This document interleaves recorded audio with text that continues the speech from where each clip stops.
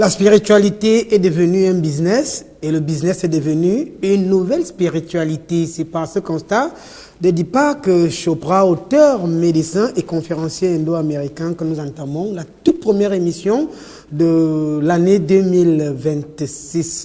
Sur la tribune de la dissidence, au cœur des mystères tous les jeudis, lorsqu'il est exactement 21h du Cameroun. Bienvenue sur la tribune de la dissidence et bonne année 2026 à tous. De plus en plus dans le monde, et curieusement en Afrique, les femmes se plaignent du manque d'autorité de leurs partenaires. Elles se plaignent que les hommes ont perdu le pouvoir à la maison. Dans certaines contrées, elles organisent même des marches de revendication. Elles exigent de multiples coups. Il fallait y apporter une réponse ferme, efficace et aussi élégante. Fort à propos, les laboratoires Morgan & Wilfrid se sont investis sur le sujet et ont apporté une réponse idoine. Le X-Men Regulator, un concentré de plantes, de racines et d'écorces de la forêt tropicale. Une boîte de 60 gélules de X-Men Regulator vous permet de parer à tout type d'exigence. De manière solidaire, passez le message à votre voisin afin que nous puissions réveiller le dragon qui sommeille en nous grâce au X-Men Regulator.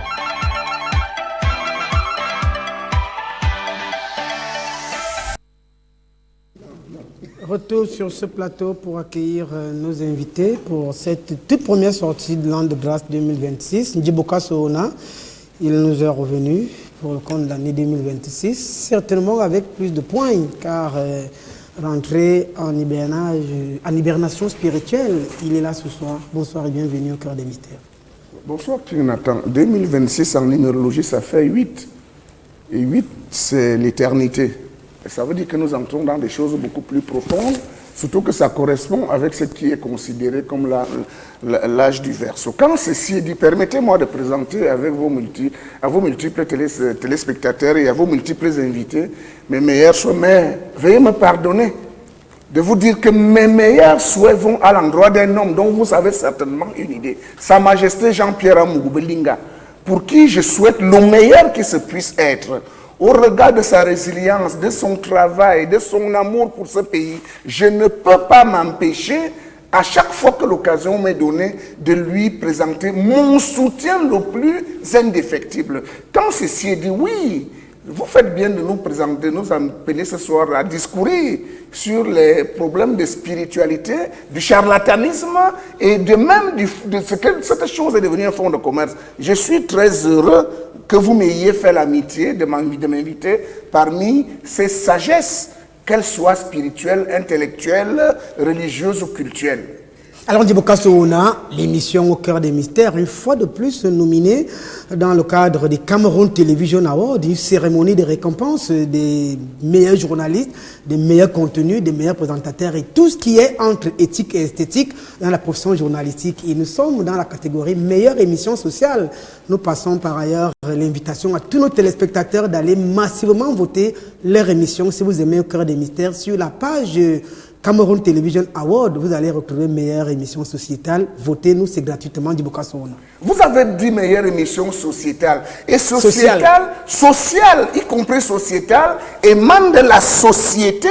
Ça veut dire que votre émission est ce qui touche aux différents problèmes de la société. C'est pourquoi il n'y a pas la moindre possibilité que quelqu'un vous dame le pion dans ce concours de la sagesse. Parce que vous touchez aux problèmes principaux qui minent notre société. Et il faut effectivement, et c'est ce que vous faites avec la chaîne de télévision appelée Vision 4, son promoteur Jean-Pierre Amougou Belinga, Sa Majesté, apporter à la population et donc à cette société des réponses idoines qui leur permettent de savoir dans quel milieu socio-culturel ils se trouvent et quels sont les agrégats qui leur permettraient de pouvoir s'en sortir au regard de tout le charlatanisme qui entoure ce qui peut être appelé aujourd'hui religion, culte, culture et j'en passe. Merci Père Landry, bonne année, bonsoir et bienvenue au cœur des mystères. Bonsoir, Monsieur Nathan. Bonsoir à tous les copanélistes. Bonsoir aux nombreux téléspectateurs de Vision 4 et de cette émission. Je vous remercie encore en ce début d'année. Nous adressons nos voeux à tous les téléspectateurs qui nous soutiennent et même nos détraqueurs. Nous leur adressons nos voeux et nous pensons et nous souhaitons que cette année sera une meilleure que la précédente. Meilleure émission sociale au cœur des mystères dans le cadre de la 3e édition du Cameroun Television Award, l'initiative d'une brave Camerounaise, journaliste, paria et promotrice de télévision, Yolande Bodion. Oui, vous faites bien de le mentionner. Meilleure émission sociale. Oui, cette émission éveille les consciences. Je vais dire... Nous sommes encore dans le vote et on demande aux téléspectateurs d'aller voter. Oui, oui, oui. Dernière, on a célébré le 2e prix pour le compte de la 2e édition. Vous étiez au Palais des Sports.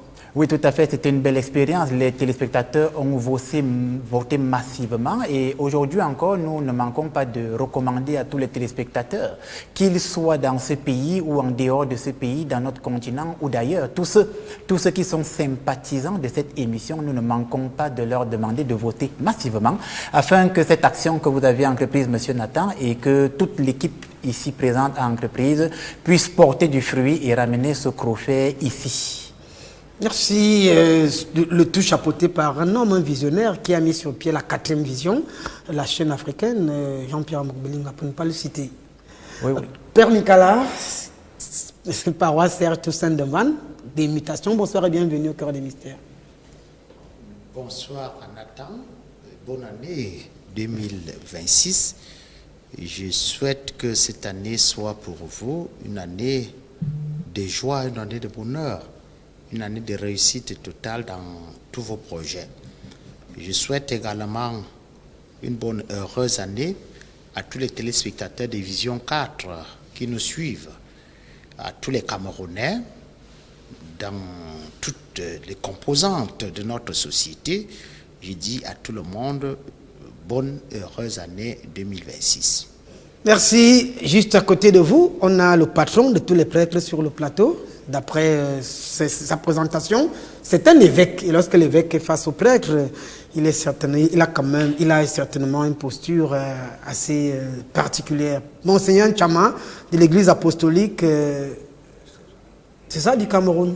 Église catholique, voilà. libérale d'Afrique. Église catholique libérale d'Afrique. Bonsoir et bienvenue au cœur des mystères. Bonne année. Bonne année, cher Nathan. Bonne année et bonsoir à mes companélistes et à tous ceux qui nous écoutent. Bonne année. À la vérité, nous suivons le karma. De ce point de vue, on ne saurait dire que l'année serait ou plus bonne ou moins bonne. Le karma s'exprimera. Nous souhaitons, bref, une seule chose, la paix et l'harmonie à tous pour la nouvelle année qui commence. S'il faut dire quelque chose par rapport à ceux qui m'ont précédé au sujet, n'est-ce pas, des élections de la meilleure émission. La nomination de l'émission Au cœur des mystères parmi toutes les chaînes de télévision camerounaises, en commençant par la chaîne nationale et bien d'autres chaînes sœurs, parce que j'aime pas l'expression chaîne concurrente, et d'autres chaînes sœurs qui se retrouvent dans cette catégorie. Toutes les chaînes que vous connaissez, l'émission Au cœur des mystères se démarque et est là comme dans le cadre de la catégorie meilleure émission sociale. Et nous convions tous nos téléspectateurs et internautes à aller massivement voter sur la page Cameroun Television Award. Pour une raison évidente, bien évidente, bien plus qu'évidente, parce que dans le contenu de notre émission, il y a l'Église. Et de notre posture, l'Église conduit l'homme du berceau à la tombe, du moins l'homme de la matière. De ce point de vue-là, nous pensons que cette émission a le meilleur contenu, n'est-ce pas, pour qu'elle puisse être une émission phare, une émission qui devrait absolument, déjà, ce serait peut-être pour la 3e fois, comme on le dit, jamais 203, je pense que le 3e sacre nous est appelé, nous est attribué. Et donc, pour cela, moi aussi, de la bouche d'un épiscope, je vous prie, n'est-ce pas, davantage, n'est-ce pas, d'implémenter, n'est-ce pas, cette émission dans le cadre, n'est-ce pas, d'un vote plus réussi pour le bénéfice, n'est-ce pas, de l'émission Au cœur des mystères. Merci encore. Merci Nturungwane Nyingiminkala qui nous regarde quelque part et qui salue d'ailleurs tout le plateau. On vous rendra visite très bientôt. Et on dira bonsoir à un jeune sous-préfet qui se bat assez et qui a demandé qu'on vienne saluer de manière spécifique tout le plateau, puisque nous étions du côté du village, au département de l'océan à Bipindi. Roger Franck Medjo, sous-préfet bien sûr de Bipindi, qui a envoyé ses salutations chaleureuses à tout le plateau d'Au Cœur des Mystères. Mesdames et messieurs, le plateau est constitué. Le théosophe, vous le demandez déjà. Il n'est pas certainement sur place puisqu'on a essayé de l'avoir, rassurez-vous, dans nos prochaines éditions, il sera là. On marque une autre halte et on revient pour la suite des échanges. Spiritualité entre commerce et arnaque. Préparez minutieusement vos popcorn, vos stylos à billes et bien sûr votre verre de vin rouge, sans oublier le bloc-notes car l'école c'est ici. On revient juste après cette transition.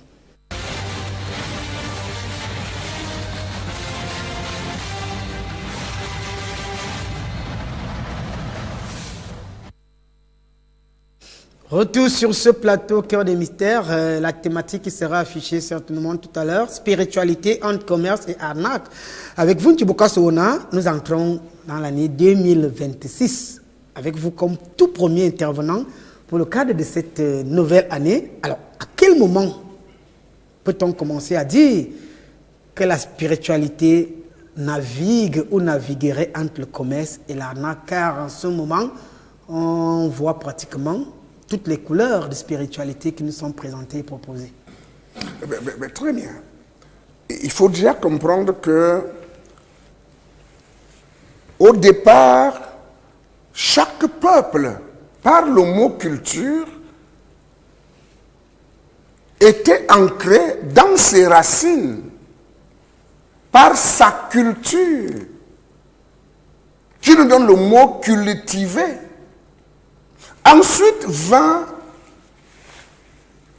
l'assaillant, l'envahisseur, par des religions étrangères, sous la force des armes, menaçant nos cultures. Et la majorité des populations de tous les continents envahis se trouva obligée d'adhérer, soit pour sauver sa vie, soit pour sauver celle de sa descendance, mais jamais par conviction.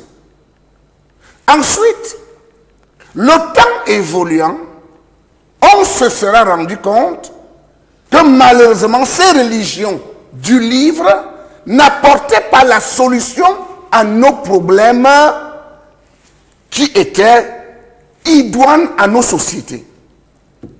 Ainsi vont naître premièrement des cercles religieux dits protestants,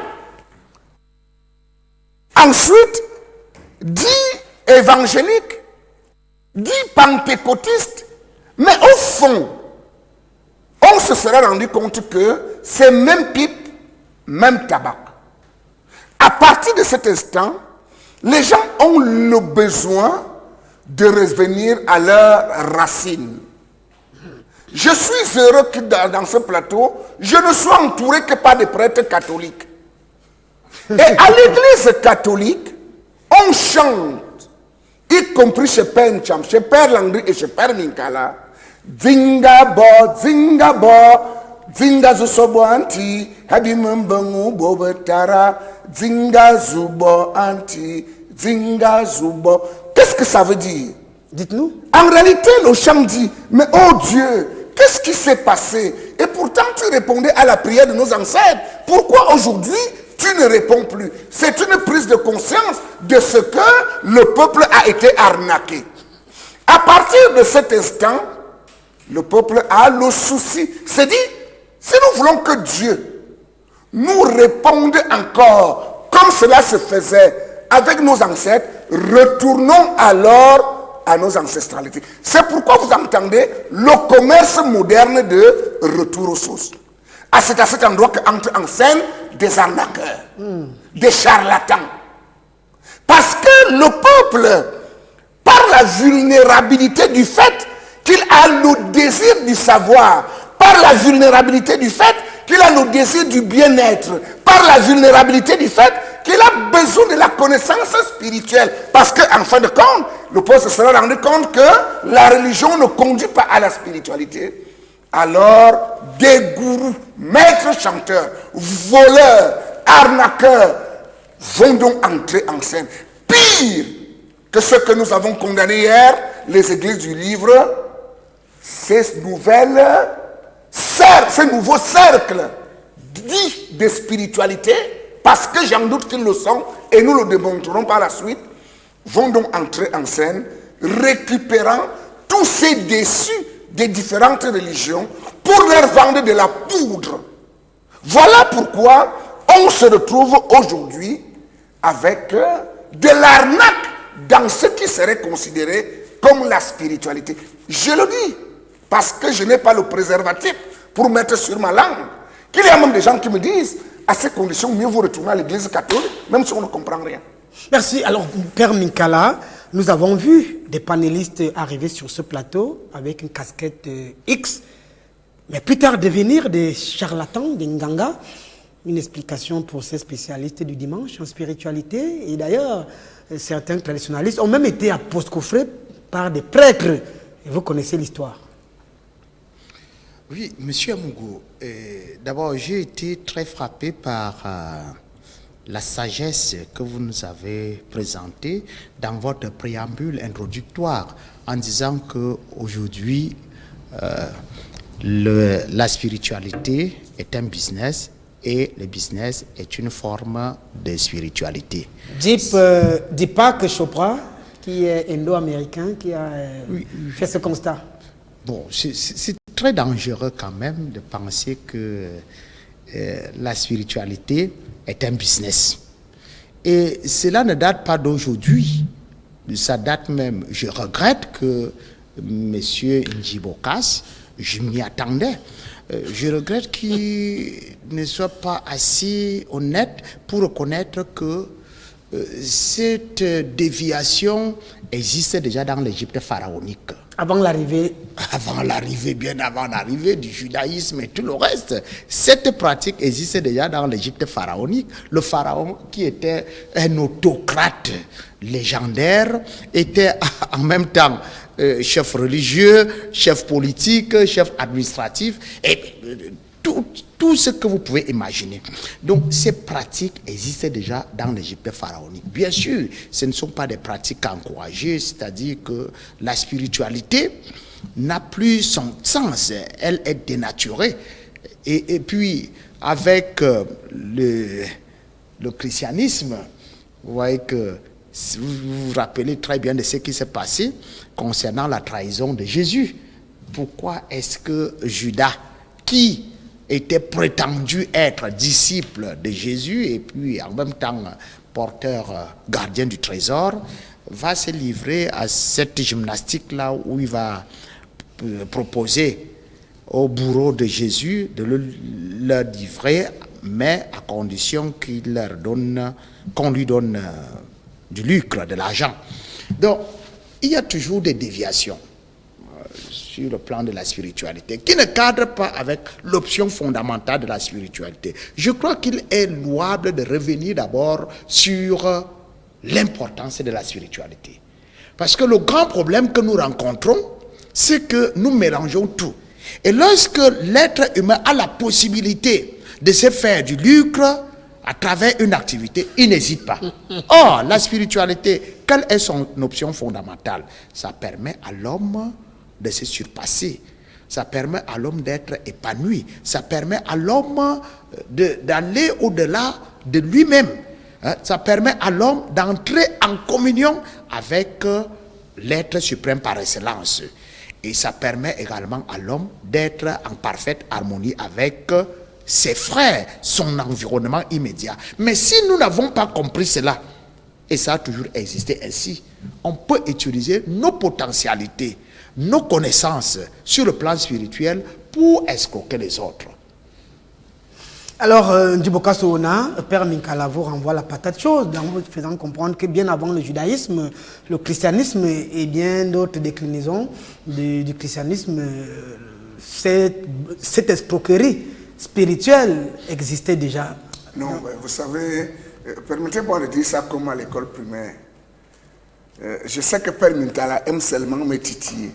Il sait que dans l'Égypte pharaonique, dans cette Égypte pharaonique dont il fait mention, il a fallu l'incursion des Hyksos pour que les problèmes survinrent.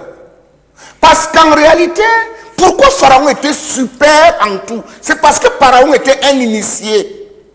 Pharaon savait donc. C'est pourquoi en Égypte antique, même lorsque les Grecs arrivent pour apprendre la science égyptienne, que l'Europe va récupérer plus tard pour prétendre être le nombril du monde, on imposait l'initiation. Donc Pharaon n'était pas un autocrate, comme Père Minkala essaie de le dire. Pharaon était un maître initiateur. Parce qu'en Égypte antique, la spiritualité, la politique et la science étaient interliées. Et donc, nous avons le premier problème en Égypte antique à cause de ce que l'étranger veut venir s'emparer de la science égyptienne. Ce n'est pas parce qu'il y a un pharaon qui aurait été un arnaqueur. Je le mets en défi de me donner le nom de ce pharaon. Quand ceci est dit, vous comprenez sa fourberie et sa bêtise lorsqu'il prétend nous citer Judas Iscariote. Comme quoi Judas aurait été celui qui aurait trahi Jésus. Non, nous avons déjà dans ce plateau, et les Camerounais et le monde entier ne sauraient avoir la mémoire courte pour comprendre que nous avons déjà étudié ce problème et comprendre que Judas Iscariote ne peut pas être mené au tribunal parce que Jésus, l'imaginaire Jésus, le jamais existanté Jésus, dit dans le texte biblique, Judas, ce que tu as à faire, fais-le promptement. Ça veut dire que ce sont des collaborateurs, ils savent ce qu'ils font. La Bible dit bien, je répète, Judas, ce que tu as à faire, fais-le promptement. Donc on ne peut pas prétendre que Jésus, en plus, soyons un peu sérieux. Calava nous dit que Judas, bon, je ne voudrais pas rentrer dans une herméneutique dont je ne suis pas maître. D'après ma compréhension, il va nous présenter Judas ici comme un phénomène spirituel. Non, mais il a tort. Que Jésus a des Vous savez, j'aime Père Minkala parce que pour moi, c'est le meilleur prêtre camerounais que j'ai jamais rencontré. Mais je ne lui permets pas de dire des mensonges. Parce que la Bible ne présente pas Judas comme lui le présente. La Bible présente Judas comme un collaborateur de Jésus dans la mesure où c'est Jésus qui dit à Judas de faire ce qu'il a à faire et de manière prompte. Ça veut dire que Jésus sait ce que Judas doit faire. Donc ce sont les deux faits. Ce sont des complices. Donc on ne peut pas condamner Judas qui est en mission commandée par Jésus et laisser Jésus pour dire que l'argument qu'il veut utiliser en disant que Judas est le type de l'arnaque spirituelle est fausse. C'est Jésus. Et je m'en vais vous prouver. Dans le texte biblique, Jésus a donné les clés du royaume à un homme. Il s'appelle Pierre. Et quand Pierre prend les clés du royaume, je ne veux pas vous déranger avec les textes, je peux les citer si les gens les veulent. Quand Pierre prend les clés du royaume, il se met à escroquer le peuple. Pierre l'apôtre Paul, il va même jusqu'à tuer Ananias et Saphira parce qu'il leur impose de vendre leur maison et d'amener l'argent à l'église. Et comme Saphira, un tout petit peu intelligent, va dire à son mari Ananias, hé Ananias, l'affaire-ci, tu ne trouves pas que c'est l'arnaque? Gardons un peu pour nous, on ne sait pas ce qu'il en sera demain. Pierre, et c'est la seule chose que sait faire le Saint-Esprit. Parce que le Saint-Esprit n'a pas été capable d'empêcher qu'on assassine le petit Mathis. Mais le Saint-Esprit est venu dire à Pierre que Ananias n'a pas versé tout l'argent. Et on a tué Ananias pour ça. Nous sommes dans le fait. Attendez, vous appellerez ça comment? Comment est-ce qu'une église peut demander à un homme de vendre ses biens pour les amener à l'église? Et c'est ce qui se fait aujourd'hui. Merci. Au-delà de ces spiritualistes avérés du siècle, l'église catholique est déjà dans le fait depuis toujours. Père Minkala, avant de passer la parole à Père Landry, il dit c'est plutôt chez vous que le fait, bon ici on va expliquer aux téléspectateurs, au Cameroun il y a une expression assez connue et courue, le fait ça veut dire escroquerie. Voilà. Vous savez, je regrette qu'il présente Pierre comme un escroc. quelqu'un qui a voulu s'enrichir, si il peut lire le livre des Actes des Apôtres, chapitre 8, à partir du verset 9 jusqu'au verset 24, il va comprendre que Pierre refuse de prendre de l'argent de Simon, le magicien, qui voulait se procurer du don de pouvoir. Donc il voulait acheter le pouvoir, voilà, chez Pierre. Pouvoir opérer des miracles. Donc Pierre, ce n'est pas quelqu'un. Mais il me donne un argument, petit frère, permets-moi de te couper. Tu me donnes un argument parce que Pierre veut être le seul escroc. Il ne veut pas donner ce pouvoir à quelqu'un d'autre. Il a escroqué Ananias et Saphira. Merci. Tu ne peux pas contredire ça. Père Mikala, le développement, il dit, oui, Père Mikala. Donc, on ne peut pas considérer. Le magicien va acheter. Il voulait acheter. C'est normal. Le don de opérer des Pourquoi c'est toi ce qui l'as miracles. escroqué, les gens? chez- Comme les auprès de Camerounais Pierre. vont souvent acheter en Inde et au Bénin. Voilà. Bon. Et c'est un démon chez Njibokas. Alors, c'est d'où l'expression la simonie. On ne vend pas le don de Dieu. On ne le vend pas. Et c'est aussi quelque chose que nous devrions découvrir dans la spiritualité, que on ne vend pas les dons de Dieu. En spiritualité, Dieu occupe une place fondamentale, centrale. Sauf peut-être dans la spiritualité de Njibokas. Mais Dieu occupe une place de choix. Et ce que vous avez reçu gratuitement de Dieu, vous ne devrez pas le vendre. Donc la spiritualité ne saurait jamais, sauf cas d'une fausse théologie, d'une théologie bancale, la spiritualité ne pourrait jamais être chez un bon chrétien un fonds de commerce. Merci. Alors, Père Landry, Père Mikala était venu ici il y a 2 ans, nous faisant comprendre qu'il y a un prêtre qui a dit qu'il allait tirer sur un panéliste qui passait sur ce plateau. Parce que ce panéliste est parti laver une femme sur son ruisseau. Ça veut dire que les 2 mecs se sont retrouvés dans un endroit. Voulez-vous son nom? Et lui là, non, on ne va pas donner son nom. Sûrement, il regarde l'émission. Et nous ici, lorsque tu es un escroc, on t'expose. Voilà, ça, rassurez-vous, tous ces escrocs qui écument les chaînes de télévision, nous allons vous exposer parce qu'en 2026, Vision 4, qui est le phare, à travers l'émission Au cœur des mystères, va encore illuminer les consciences. Alors, Père Landry, ils sont retrouvés dans la nuit à minuit. Et quand le prêtre va aussi pour laver son sujet, qui est-ce qu'il va trouver là-bas? Un bonhomme qui passait sur ce plateau. Et il reconnaît quand même, il l'excuse parce que c'est l'ami de Père Mikala. Il parle quand même de Père Mikala, que j'ai vu un de tes éléments là-bas. On lui dit qu'il ne vient plus sur mon territoire laver les gens la nuit. Sinon, je vais tirer sur lui, j'ai l'arme.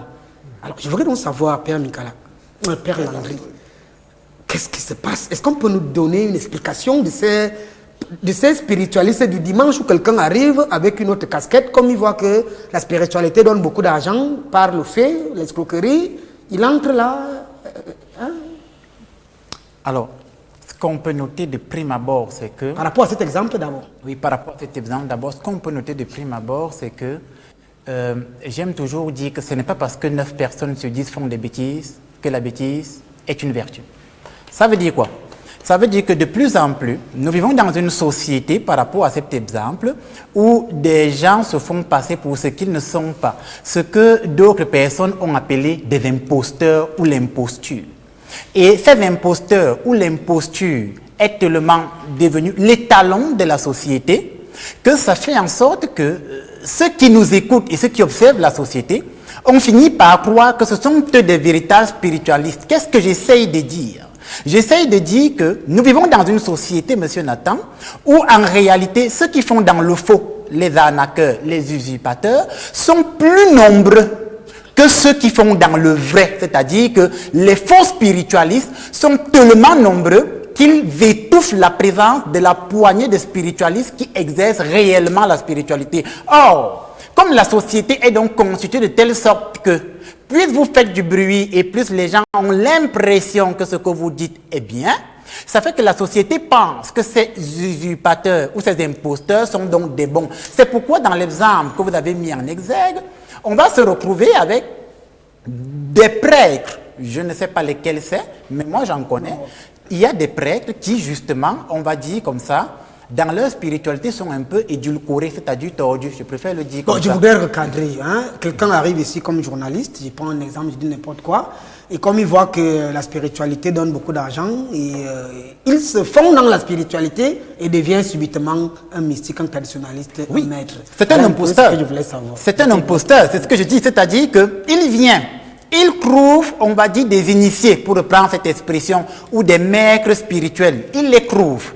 Et comme lui, il les observe de l'extérieur, il a l'impression, en les observant, que c'est facile, que c'est le gain rapide et que c'est le moyen le plus simple, on va dire comme ça, d'appâter le peuple. Il s'introduit dans les rangs de ces maîtres spirituels et il s'autoproclame lui-même maître spirituel et le peuple commence à l'écouter. Et donc, il profite, on va dire comme ça, de ce titre qu'il s'est auto-octroyé pour commencer à spolier, à plumer le peuple et à vider les gens de leur compte bancaire. Ça pose problème parce qu'effectivement, à partir de ce moment, l'exemple que vous mettez en exergue prouve qu'ils sont plus des imposteurs qui sont à la recherche du gain. Nous ne sommes pas en train de dire que dans la spiritualité, il n'y aurait pas un prix à payer. Mais ce que nous disons, c'est que ceux qui sont à la recherche du gain ne vont mettre que le gain en avant. Et le gain pour eux va devenir quelque chose de prioritaire, va devenir la seule chose qu'ils vont mettre et présenter au peuple pour leur faire comprendre que s'il n'y a pas une certaine somme d'argent ici, je n'agis pas, je ne ferai rien, les esprits entre guillemets, ou Dieu ne pourra pas exaucer vos prières. Ce sont donc des imposteurs et c'est la preuve ici qu'ils font passer la spiritualité sous une autre forme, ça devient un commerce et ça n'a plus rien à voir avec la spiritualité telle que nous la présentons et la définissons sur ce plateau. Merci fidèles téléspectateurs, rassurez-vous, pour ceux qui ont des problèmes, nous allons vous permettre d'être sauvés, mais pas aux mains des imposteurs, parce qu'on va démasquer ces imposteurs et chacun reconnaîtra son imposteur et même son imposture. Alors Monseigneur Tchama, l'humanité a la croisée des chemins avec un vent cosmique de réveil. Et surtout de retour aux sources, vous voyez partout aujourd'hui, depuis que nous on a commencé cette histoire, ça fait des années, c'est tout le monde qui veut faire un retour aux sources et tout le reste. Là, nous savons, on constate malheureusement que la quête de sens est aujourd'hui marchandisée, transformant l'expérience authentique en produit de consommation dans tous les cercles spiritualistes aujourd'hui, que ce soit l'Église, que ce soit les cercles fermés, initiatiques, traditionnels, que ce soit des philosophies védiques ou occidentales. Oui, merci beaucoup Nathan. C'est regrettable que certaines églises se présentent au monde comme des églises étalons, comme des églises références. J'avais pour preuve mes amis d'en face, qui sont très proches, très près, n'est-ce pas, de dire que voilà, ce sont des imposteurs, voilà, ils ne sont pas connus, est-ce qu'ils sont reconnus à Rome, est-ce que... Alors que peut-être que ces églises seraient plus églises que ces églises-là. Déjà, j'aurais bien aimé vous dire ceci en frontispice, à savoir que l'Église est une vocation. La pratique de l'Église et de la spiritualité est une vocation. Ce n'est pas un métier. Pour ce qui me concerne, moi personnellement, par rapport à l'Église catholique libérale d'Afrique, tous les services qui y sont rendus le sont gratuitement. Chez vous? Gratuitement. Vous pouvez en faire l'expérience. On ne parlerait pas de déni du culte. On ne dirait pas, voilà, je voudrais des messes, je voudrais inscrire des messes, comme une dame l'a dit ce matin. Une très grande dame qui, si j'avais souscrit à sa demande, m'aurait versé beaucoup d'argent. Vous n'aimez pas l'argent? Ce n'est pas qu'on n'aime pas l'argent. La spiritualité, comme il a dit tout à l'heure le père Binkala, ne s'illustre pas par une quelconque simonie. Hein? On ne vend pas les dons spirituels. On ne les vend pas. On travaille pour avoir de l'argent. J'ai, pour ceux qui me connaissent, je crois même à partir de ce plateau, certains connaissent quelques-unes de mes fonctions que je pratique au quotidien. J'en ai plusieurs. Donc, je gagne suffisamment de l'argent. Et d'ailleurs, même, je milite pour l'avancement de l'Église avec cet argent-là. Donc, comme je le disais, c'est très regrettable parce que il y a quand même un critérium qui pourrait permettre très facilement de trier sur le volet des vraies églises. Ça, c'est possible. Bon, maintenant, j'ai d'autres regrets, tels que l'attitude de mon frère Djibokas, qui peut-être ignore vraiment gravissimement, n'est-ce pas, l'histoire de l'Église, le parcours historique de l'Église. Bokas ne connaît pas l'histoire de l'Église. Parce qu'il connaît l'Église à partir d'un certain Jésus. Il connaît l'Église à partir d'un coup historique, n'est-ce pas, de la colonisation, de la traite négrière. Je pense qu'il pourrait, comme c'est un monsieur très intelligent, très cultivé, je pense qu'il pourrait pousser le curseur un peu plus loin, un peu plus haut, pour véritablement faire le lien entre ce qu'on a appelé le sacerdoce antique du pharaon et le sacerdoce moderne que nous avons aujourd'hui, qui a plein de similitudes. Vous apprendrez par là la notion de Naos et la notion du tabernacle aujourd'hui pour enfin faire le lien réel et comprendre que l'Église, on en a grand besoin. Il y a eu juste un trouble historique de l'ordre des choses et que l'Église catholique libérale d'Afrique aujourd'hui est là pour restaurer véritablement le mystère central du christianisme qui s'est établi en Égypte au niveau des temps antiques. Merci. Et donc pour cela, si vous me permettez de compléter quelque chose plus proche, n'est-ce pas, de la questionalité qui m'a été adressée, à savoir que du fait donc de cette mauvaise pratique spirituelle qui se serait présentée comme l'étalon pourtant, et dont les résultats sont aujourd'hui médiocres, comme l'a mentionné le frère Ndjiboukas, pousse donc aujourd'hui les gens à chercher ailleurs, à aller chercher ailleurs, à revenir même entre les bras du bourreau. Bon, qui est le bourreau même ici? Je pense à votre avis, puisque l'expression a un sens dans votre... Non, j'avoue que comme je fais... Qui est le bourreau d'après vous? Comme je fais la culture, n'est-ce pas, de l'apaisement... Nous sommes au cœur des mystères. Il n'y a pas d'apaisement au cœur des mystères. C'est la vérité qui n'a pas de camp. Si c'est moi le bourreau... Le bourreau serait celui que le frère Djiboukas a présenté comme étant l'envahisseur. Ce serait le bourreau parce que... Vous avez peur de donner un nom? Non, attendez. Il se serait présenté au monde, comme je l'apprenais à l'école, c'est-à-dire que la Bible accrochée sur le canon du fusil. Et d'ailleurs, nous connaissons l'histoire proche de nous là. Vous n'y allez pas, on vous conduisait au bûcher, vous n'y allez pas, on vous coupez les bras. Vous avez peur de dire qui est le bourreau sur le plateau, monsieur Monseigneur? C'est pas le plus important, ça pourrait venir en conclusion. Non, c'est important pour les téléspectateurs qui veulent savoir comment éviter le bourreau. Ce bourreau que l'homme ordinaire désigne par le vocable église du livre, église importée, ce qui fait partie de tous mes regrets, parce qu'en fait... Non, vous le désignez par quoi? Je dirais que nous sommes allés, les Africains sont allés inculturer le monde occidental. Est-ce que Boka c'est un bourreau? Si oui, dites. Oui. Oui, aussi par ricochet. Pas aussi, un bourreau parce qu'en fait, nous les bourreaux. Citez-nous les bourreaux de ce plateau. Parce que j'ai posé la question, on constate malheureusement que la quête de sens est aujourd'hui marchandisée, transformant l'expérience authentique en produit de consommation. Alors, qui est bourreau sur le plateau pour le Je suis en train de voir sur la poitrine du père Minkala. Du père Landry. Deuxième bourreau. Non, attendez. J'illustre un peu. Je vois sur la croix qu'il porte, la croix pectorale qu'il porte, j'y vois un Jésus crucifié. La fameuse histoire, une fois de plus, de Judas. Dans les églises catholiques véritables, aucun tourment ne touche un saint. Jésus se représenté au monde comme un saint, comme le Fils unique de Dieu, engendré, non pas créé.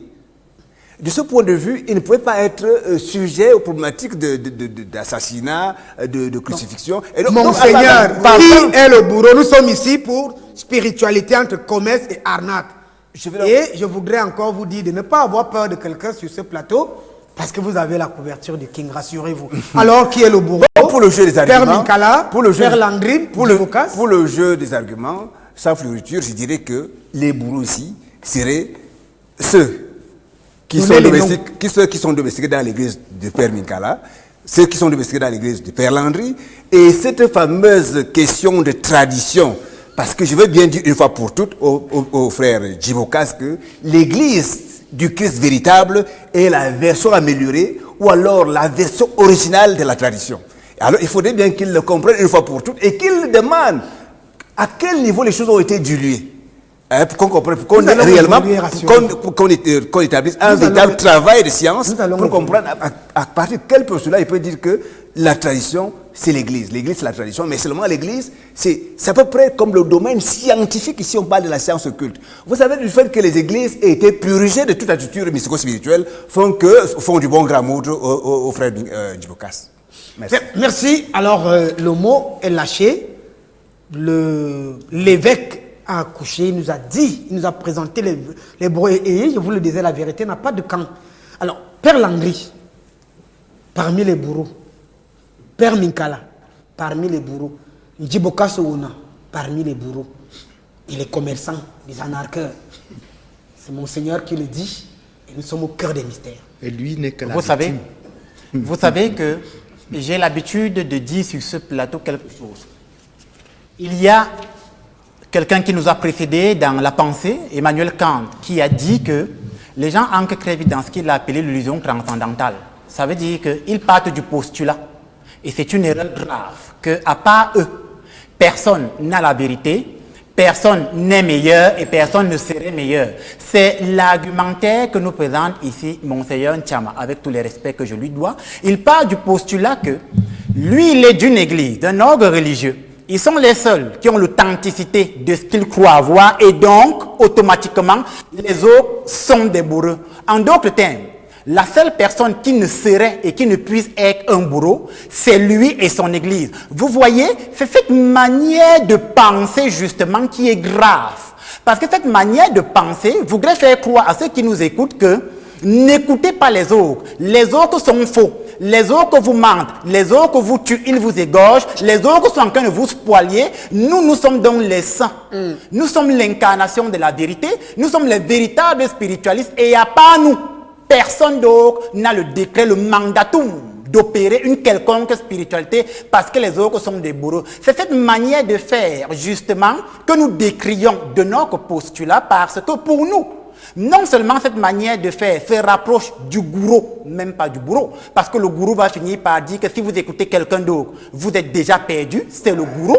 Première chose, mais en plus ça se rapproche aussi du bourreau, parce que le gourou devient aussi un bourreau parce que à un moment donné, il vous fait croire que si vous écoutez quelqu'un d'autre, vous êtes perdu, vous devez l'écouter lui seul, vous ne devez vous plaindre que chez lui et c'est lui qui cranche. Il a la vérité et il devient votre bourreau parce qu'il vous dit voici comment vous devez fonctionner et si vous ne m'écoutez plus, vous allez périr. Donc le gourou là, il devient à la fois un gourou et un bourreau en même temps. Et c'est très problématique. Et c'est la logique argumentative que nous présente Monseigneur Nthiama sur ce plateau. Je pense que les téléspectateurs ont écouté. Ils feront, on va dire, le discernement et ils comprendront qui est bourreau sur ce plateau et qui ne l'est pas. Merci. En 2026, il n'y aura pas d'amitié. D'abord, il n'y en a jamais. Il n'y a pas d'amitié. C'est au cœur des mystères. Nous allons vivre un fait qui se passe pendant la CAN.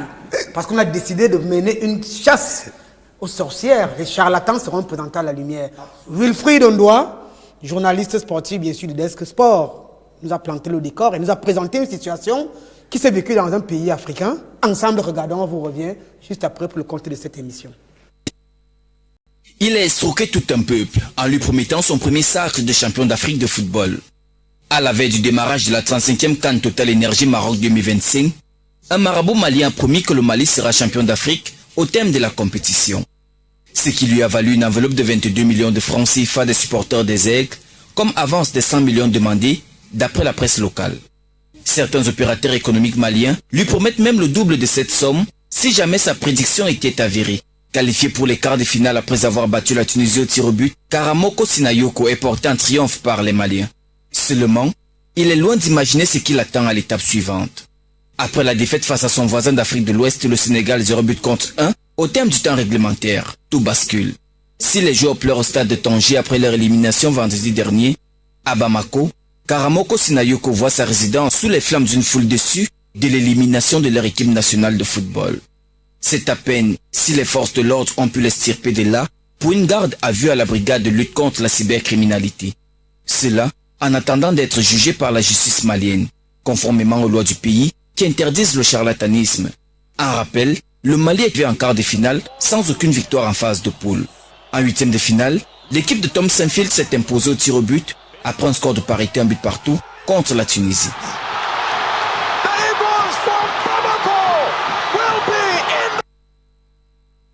Alors, Père Minkala, ce n'est pas l'apanage du Cameroun.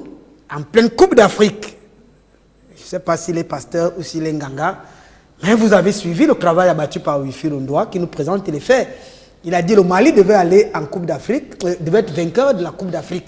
Il a d'abord perçu une avance, une rondelette somme de 22 millions, en attendant bien sûr que le Mali remporte la victoire et des prophéties qui n'ont pas été vérifiées. Et nous avons un autre prophète, puisque c'est dans la même veine, un autre prophète du côté du Gabon, qui a annoncé la mort de Maître Dokira, qui vient souvent sur ce plateau, qui a dit que Maître Dokira n'allait pas voir 2026. Badinga. Voilà, hein? Le pasteur Mbadinga, Oui. qui a fait des prédictions que le Saint-Esprit lui a dit que Maître Dokira, qui vient souvent sur ce plateau au Gabon, n'allait pas voir 2026, mais Maître Dokira est en ce moment vivant. Alors on commence par notre frère qui a perçu 22 millions, en attendant que le Mali gagne. Mais on sait que dimanche, la finale, c'est Sénégal-Maroc. Vous savez, vous nous avez présenté un documentaire ici où on nous montrait une école de sorcellerie, je ne sais pas dans quel pays. Au Mali. Ah bon, je voulais que Njibokas donne le nom du pays, que ça sorte de sa bouche. Vous voyez donc alors que dans un pays où il y a une école de sorcellerie, je crois qu'on a parlé des magiciens, on n'a pas parlé des pasteurs. C'est lui qui a fait la prophétie. Un pasteur. Bon, c'est un pasteur.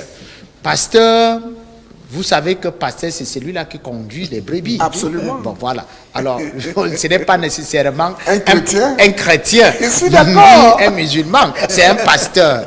Alors, nous avons des pasteurs de plusieurs types aujourd'hui.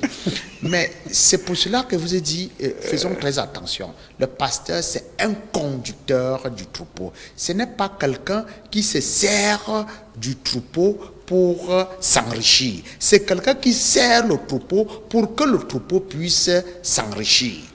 Mais qu'est-ce que nous constatons aujourd'hui? Nous avons en face de nous certains pasteurs qui se servent du troupeau pour qu'ils s'enrichissent, pour leur propre ventre. Or, ce n'est pas ça le rôle du pasteur et ça devient très compliqué. Parce que le bon pasteur, qui est Jésus, dit, lorsque ses apôtres lui demandent, dans l'évangile de Luc, chapitre 9, verset 13, il lui dit, mais ces gens qui te suivent, maître, ils sont déjà fatigués, ces troupeaux, renvoie-les chez eux pour qu'ils aillent se faire à manger.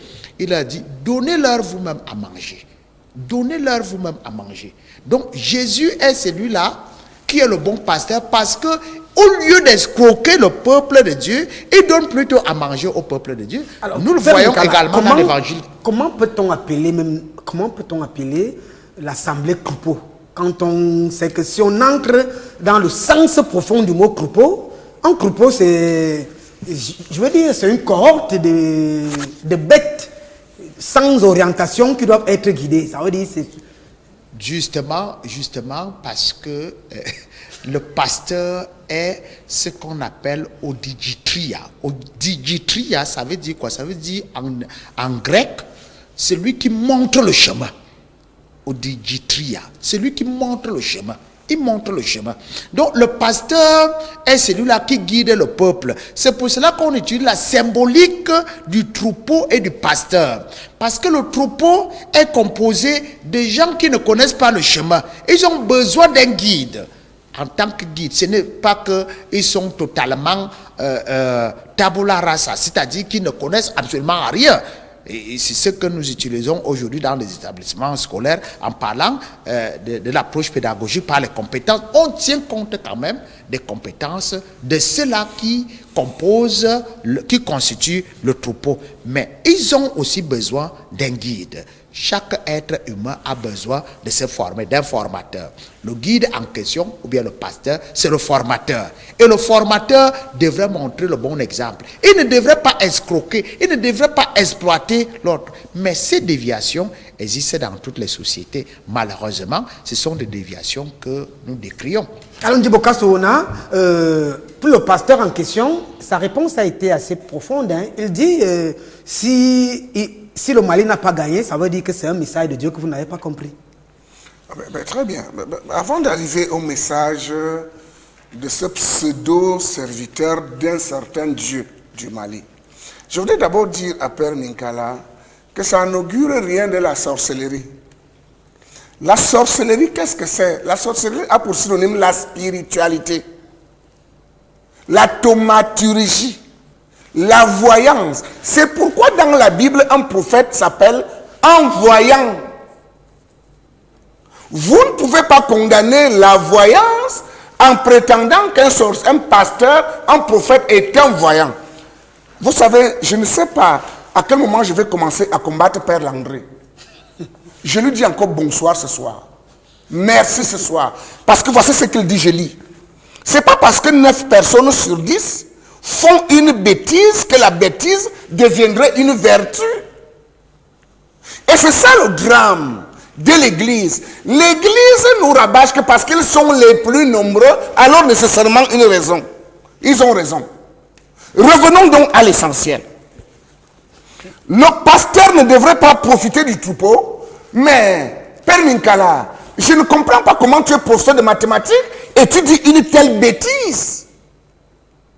Le pasteur doit profiter du troupeau. Ah bon? Absolument. À quoi me sert un troupeau? À quoi me sert un troupeau quand j'ai un troupeau de moutons? Ah, les moutons. Oui, la Bible les appelle des moutons. La Bible les appelle des brebis. Ce sont des moutons. À quel niveau? Parce que justement, la question que vous posez a son pesant d'or. À partir du moment où la Bible appelle le troupeau de leur pasteur des brebis, ça veut dire que c'est des gens qui n'ont la connaissance de rien. Ils suivent donc le berger à bouche que veux-tu, aveuglement. Par conséquent, le troupeau va faire aveuglement ce que leur dirait le pasteur. Ça, c'est la définition de la Bible. La Bible dit le troupeau, la Bible dit les brebis. Et je vous mets en défi, peu importe où vous êtes dans le monde, prenez un nombre que vous voulez de brebis et poussez une brebis dans une direction. Ne vous occupez pas des autres brebis. Vous allez vous rendre compte que les autres brebis vont seulement suivre. Explication. Explication. À partir du moment où on considère un peuple comme des brebis, ça veut dire qu'on les considère comme des bénis, oui, oui. Et dès qu'on les considère comme des bénis, oui, oui, on ne peut pas prétendre autre chose qu'on leur impose un chemin. Je reviens donc à l'essentiel. Penchama prétend. Quand j'ai même bien dit père, je l'ai beaucoup honoré. D'accord, on a une réaction qui nous vient de la Côte d'Ivoire. Bonsoir King Nathan. Ce monsieur Sinayoko n'est pas un pasteur, mais plutôt un guide religieux musulman. C'est la même chose. Corona depuis la Côte d'Ivoire. Sinayoko ne comprend rien. C'est la même chose. Il ne sait pas qu'un imam c'est un pasteur. Mais c'est quoi cette blague? Je reviens à l'essentiel. Penchama prétend que le bourreau n'est pas... Mais monsieur, qu'est-ce qu'un bourreau? Commençons par définir ce que c'est qu'un bourreau. Afin de comprendre que Pencham est un bourreau. Il dit que c'est vous le bourreau. Moi, je ne nie pas. Ah, vous êtes bourreau? Je ne refuse pas. Ah, d'accord. Mais il va falloir le démontrer. Qu'est-ce qu'un bourreau? Dites-nous. Un bourreau est un assassin. C'est quelqu'un qui ôte la vie à autrui pour sa propre vision du monde. C'est ça un bourreau. C'est pourquoi dans les pays où on décapite les gens, on va décapiter la tête de quelqu'un simplement parce qu'il serait allé avec une femme avant le mariage. Et c'est le bourreau qui est chargé de le faire. Or, à partir du moment où Pencham enseigne des dogmes, Pencham ne peut pas se prévaloir devant un prêtre catholique, devant un quelconque prêtre. Dans la mesure où Pencham utilise un document qui a été écrit par ce que lui, il condamne. Vous défendez déjà vos amis qui Je ne les défends pas. C'est vous qui l'avez dit, man. La vérité n'a pas de camp. La vérité n'a pas de camp. Je n'ai rien contre Père Minkala, contre Père Landry. Je n'ai rien pour Pencham. C'est lui qui dit que les autres sont des bourreaux. Et pourtant, il utilise le manuel que les autres ont écrit. Monsieur, il faut être suffisamment un imbécile pour prétendre que vous pouvez comprendre mon manuel mieux que moi. Ça n'a aucun sens. Comment pouvez-vous comprendre ce que moi, j'ai écrit mieux que moi? Ce n'est pas possible. Ça veut dire que le meilleur arnaqueur, le pire bourreau, le plus grand fourbateur, j'ai envie de dire, le plus grand imbécilisateur des peuples, c'est Pencham. Parce que Djibokas a des documents écrits par lui-même qu'il utilise. Père Minkala a décidé qu'il est catholique, il a des documents catholiques qu'il utilise. Père Landry assume sa catholicité, il utilise les documents catholiques. Pencham dit qu'il n'est pas, ces gens sont des bourreaux, mais il utilise leurs documents. Est-ce qu'il y a meilleure forme de fourberie? Quand je reviens à l'essentiel, je voudrais dire que la fourberie commence par le fait que vous allez avoir un individu qui est opaque dans son enseignement. Il n'explique rien. Il vous dit de croire. Et tous ceux qui prônent la foi sont alors des bourreaux. Par conséquent. Je ne sais pas qui prône la foi. Quand vous prônez la foi, vous êtes un bourreau. Pour la simple raison que quelqu'un vous suit sans comprendre. La Bible déclare: la foi est la ferme certitude des choses qu'on espère, la démonstration de ce qu'on n'a pas la preuve. Par conséquent, lorsque je crois ce que je ne peux pas prouver, je suis alors une brebis, un mouton. Ensuite, il y a l'opacité de l'enseignement. Comment est-ce que vous pouvez être un conducteur et vous n'expliquez pas aux gens pourquoi ils font ce qu'ils font? Je suis heureux que sur ce plateau, il y ait des enseignants. Si je rentre dans une classe de 3e, par exemple, et je dis aux enfants, le carré de l'hypoténuse d'un triangle rectangle est égal à la somme des carrés des côtés de l'angle droit. Je ne leur ai rien appris. Ils peuvent retenir ça, mais ils ne savent rien. Il faut avoir la capacité de démontrer ce qu'on dit. Alors quand par exemple on dit que une femme a enfanté sans rapport sexuel, y a-t-il une explication? Non. D'accord. À ce moment-là, nous sommes dans la fourberie. En plus, il y a le chantage émotionnel. C'est-à-dire que le bourreau va vous faire le chantage émotionnel. Le bourreau va vous dire, si vous ne nous suivez pas, vous irez en enfer, vous allez mourir, ceci et cela. On fait donc peur. Et comme j'ai l'habitude de le dire, la peur est la meilleure marchandise de ce que vous appelez là, aujourd'hui, l'arnaque spirituelle. C'est-à-dire on fait peur aux gens. Oui, je chute. Ensuite, il y a la simplicité. Quand vous avez un conducteur qui est presque Dieu, à qui vous chantez des louanges, à qui vous faites de la révérence, devant qui vous vous mettez à genoux. Mais vous êtes là devant un gourou, et quand vous êtes devant un gourou, vous êtes devant un arnaqueur. Et quand vous êtes devant un arnaqueur, vous êtes devant un maître chanteur, vous êtes devant un voleur. Et à ce niveau, je chute en disant, je suis donc à ce niveau d'accord avec Père Minkala, qui, bien que ne comprenant pas le principe du pastorat, reconnaît quand même qu'un pasteur est censé se mettre à la place de ses brebis. Ce qui n'est pas le cas de l'Église catholique. Merci beaucoup. Bonsoir le plateau. Bonsoir le King. Le reportage que vous avez présenté parle d'un marabout et non d'un pasteur. Je suis le prophète Boris depuis Douala. Lisez mon message. Merci prophète Boris. Bonsoir King Nathan. J'ai beaucoup de problèmes dans ma vie, même dans ma famille. Voilà, vous pouvez prendre la tâche bien après. Ça pourra nous faire du bien. Why not? Ok, d'accord. Ok, on va continuer de prendre lecture des réactions. Bonsoir King Nathan. Il paraît que votre plateau est véridique. Ce soir, j'aimerais connaître si les prêtres ont des fausses visions. Anaël depuis Yaoundé. Anaël, le plateau a toujours été un plateau de lumière et un plateau de vérité, rassurez-vous. Suivez-nous tout simplement. Bonsoir King Nathan.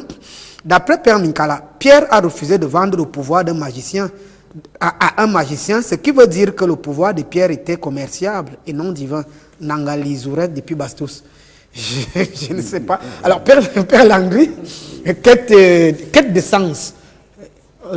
Djibokas a expliqué avec beaucoup de précision mathématique, étant un mathématicien, que les fidèles sont à la quête de sens, et Père Minkala le disait même déjà.